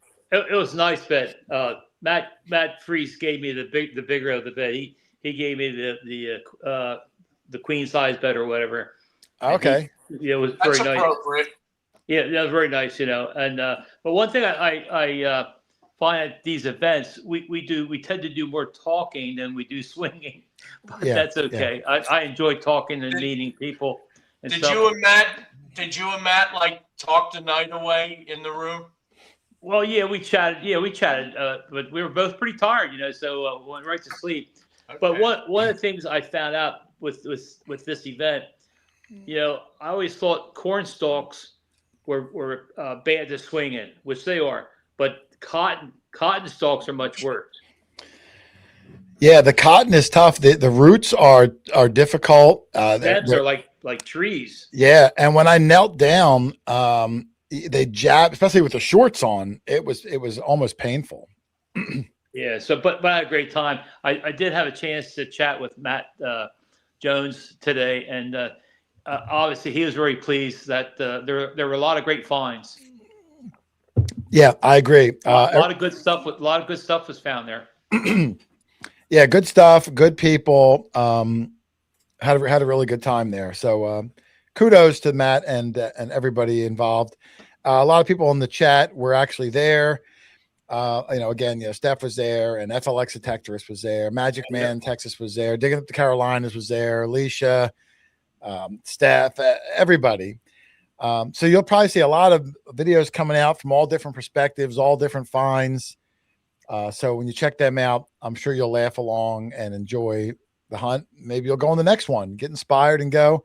Just like I said, when Robert was on, it's really, it's about making friends, hanging out, meeting people, seeing old friends, the camaraderie of the community. And then you find cool things along with it. It's that's the best part. By the way, FLX is coming to the Boyertown event. Yeah, the Boyertown one is great. It really gets some great people out here. So consider coming if you haven't been to many events or you want to try it. It's out in Colonial, Pennsylvania. Yeah, colonial what- area. Yeah, we're all going to be there. So check it out. I see let me see some questions here. What about the picture with the sharpening stone? I don't know if he's talking to me. I'm not really sure what that means. I'm sorry if you are talking to me. Oh, there was some from Steven Stark said, oh, I lost it. Hey, Jason, did you get? No, I did not. I haven't been to the post office though, Steven. I knew he emailed me. He was sending something. Haven't gotten there yet. I'm going to try to go tomorrow, but I will email you. Thank you. There we go. Jay Diggs History got his Airbnb for Come Out Swinging. That's cool. Thank you. Before we close out of here, Doug, I do want to remind everybody, and I don't want to say the whole spiel again, but if you came late, next week we are going to have on Justin Posey, the star of the Netflix special Gold and Greed, The Hunt for Forest Fenn's Treasure. He'll be on with Emma from the YouTube channel Treasure Hunt with Us. They're going to be talking about Justin's book, which gives puzzles, clues, and riddles to find a treasure worth over $1 million somewhere in America. But they're also going to be promoting their Seeker Summit event, which is going to be a world record event, the most attendees to a treasure event ever in the world. It's going to be the end of this month. At the event, there's going to be a mini hunt that someone at the event is going to find and win. The prize will be between $10,000 and $20,000. Next week, they'll be on. They're going to give away 4 tickets to the event. And when they give that away, Nokta also jumped in. They're going to give away next week on the show a Find X Pro waterproof detector that comes with the hand digger, the carry case, as well as they're going to give away an AccuPoint pinpointer and the Pulse Dive 200-foot down wand detector, wand pinpointer. That's all next week. It's going to be a super fun show. You can hang out with Justin Posey, the star of the Netflix special. And if you win and you decide to go out to the event, the producer of the Netflix special will be there. Some of the stars, the director. You'll hobnob with Netflix greatness, Doug. And who knows, maybe they'll land on the next Netflix show. Who knows? So that'll be next week. But I think we're going to get ready to wind up, Doug. My throat's getting sore. I'll look at 1 or 2 chat things, and then we're going to say our goodnights. Here's one, Jeremy, digging with the Carolinas. Quarter Jason, you wear a shirt. Sometimes it looks green or camouflage, and it has a name on the left side pocket. Do you know the shirt I'm talking about? Rich, do I own a green shirt? Everything you have is black. Yeah, I think everything I have is black. I'm colorblind, so I'm afraid to wear a colored shirt because I might not match. I don't want to look like a circus clown. I don't think I own a green shirt. I think every shirt I own is black. So yeah, I don't think I own one. I don't think it was me. Maybe someone that looks like me. Maybe it was from about 7 years ago, though, Jason. It could have been an old one. Yeah. Yeah. Doug bought me a shirt many years ago that was like from the 1930s presidential election, but I thought that was black also. I don't remember. Okay. Doug Baden-Hop said, I think the person was talking about the picture on Facebook with the grindstone with, yeah. It wasn't a sharpening stone. It was a grindstone. I forgot, Doug. I put a picture on Facebook last week, and it was a funny picture that I put up, and I said, hey, if you guys caption this, we'll take the 3 funniest captions and I'll add it to Tuesday's video. I forgot we were going to be away at Digstock. I didn't get a chance to do it. So next Tuesday, this weekend, we'll pick our own and we'll give the people the shout outs who picked the funniest ones. Okay. If you didn't enter yet, go back in my Facebook from a few days ago. It's a really funny picture. Add something in there. Thank you, Bree. There's a super chat from Bree. I can't wait to see you, Bree. And I didn't even know if Bree knew up until tonight's show that at Come Out Swinging, we're going to be, Nokta's donating some gear for the new dig that Robert's doing, naming it after us. And when we give that away, I'd like Bree to be up on the stage with us, because what better representative than Bree as the newest Nokta Nomad, and help us give that stuff away and get some cool pictures. So look forward to seeing Bree again.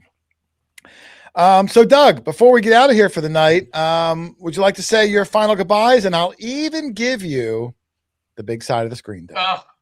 I really don't have anything left to say other than it was a fun show. It was nice to see Rob. He looks good. Can't wait to see him in a couple of weeks at Come Out Swinging, and hopefully see some of these nice people in the chat there. Yes, it's always good to see that. So thank you, Doug.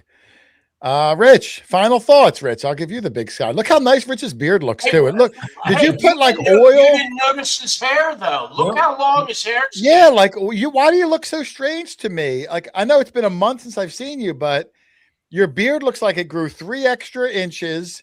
Your hair is long. I mean, geez, has it been that long since I've seen him? It's my special vitamins. Is that what it is? Do you put? Are you putting that oil? You know, guys put beard oil. It's What do you actually think, biotin. it's a do nothing regimen.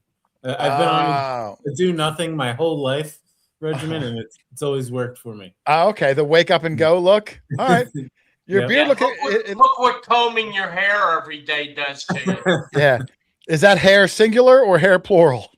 Now it's singular. Okay, I'm sorry, Rich. Go ahead. Final thoughts. Well, no, it was a fun night. It feels good to be back, getting back into the swing of things and with the nice weather. And I'm excited to see you guys on Saturday and for Come Out Swinging. Yes, I am too. We'll all be at Come Out Swinging. I don't think we've all been to an event, all of us, in a long time. So if you want to get a picture of the whole Quarter Hoarder crew at one time, this might be your only opportunity. So that'll be fun. Charlie, final thoughts on the night, my friend. Yeah, we went to Digstock. I did not swing my detector in 6 weeks. Wow. We had all that snow. Yeah. So it felt good to go down there and do that. The weather was perfect. We're back home now, and the permission I got from 6 weeks ago or 8 weeks ago, it's been long. We're doing this Saturday, so it'd be good to be out with you guys again. Yeah, I'm really excited about Nice. this weekend. I think we've got incredible potential for, fingers crossed. I don't like to put the cart before the horse. No, but it's been a long time since the farmer gave the permission a long time ago, and then we had that snow and the ice and all that. We haven't been out at all together as a group. Yeah, now, I know you guys went out there a couple of days ago together, but yeah, Doug and I went out yesterday. Was it and we did great. I don't want to say what we found. Right. I got a 2-video day out of it. We found so much stuff that I think I'm going to cram into one action-packed video. I think we'll see, but we had a terrific day. I might. I don't like my videos to be over a half an hour, but it was fantastic. What's nice about this weekend, we're all going to be together. Jess is coming. Yes, I haven't seen Jess in months. Everybody's coming Saturday. Well, Lynn's away at that event that we promoted in the beginning. Right. Lynn's away. I forgot. But I mean, she was invited, but she's away. So we'll dig on her behalf. Right. But I think it's going to be tremendous. So, all right. Well, I think we're going to wind this up. I want to say thank you to the moderators, Teresa, who was here for a little while. Teresa, the treasure hunter. She was flying somewhere. I don't know where she's going. On a plane, yeah. Yeah. Safe travels, Teresa. We'll see you at Come Out Swinging soon. I want to thank Bree, Metal Bree Tectorist. We'll be looking forward to seeing her at Come Out Swinging soon. First time seeing her since she's become a nomad up on the big stage. So it'll be nice to see her again. And Alicia, it was we saw her this weekend. I think can't we'll wait see her at Missouri. Yes, we'll see Alicia in Missouri. And I just found out, I don't know if I want to announce it yet. I think we're going to Detecting the Heartland. I think I'll know for sure in a couple days. This is kind of coming together last minute too.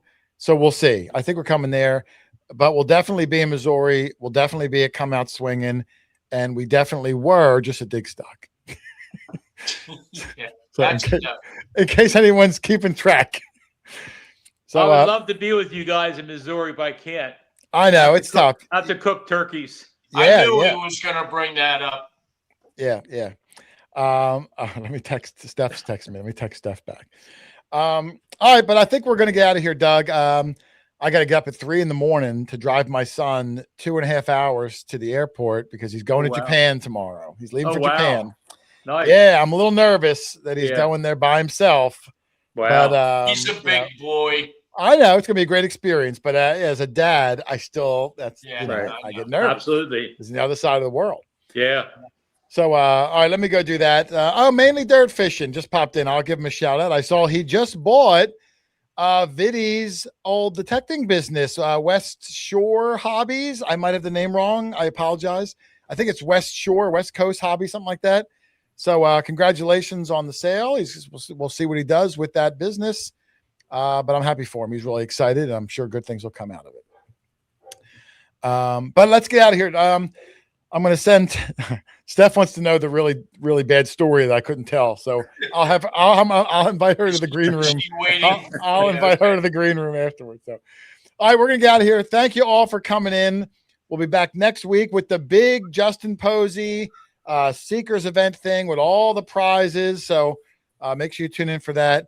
But otherwise, we're out here. So, hey, guys, thank you all for watching. Happy hunting. We'll see you in the next one. Later. See ya.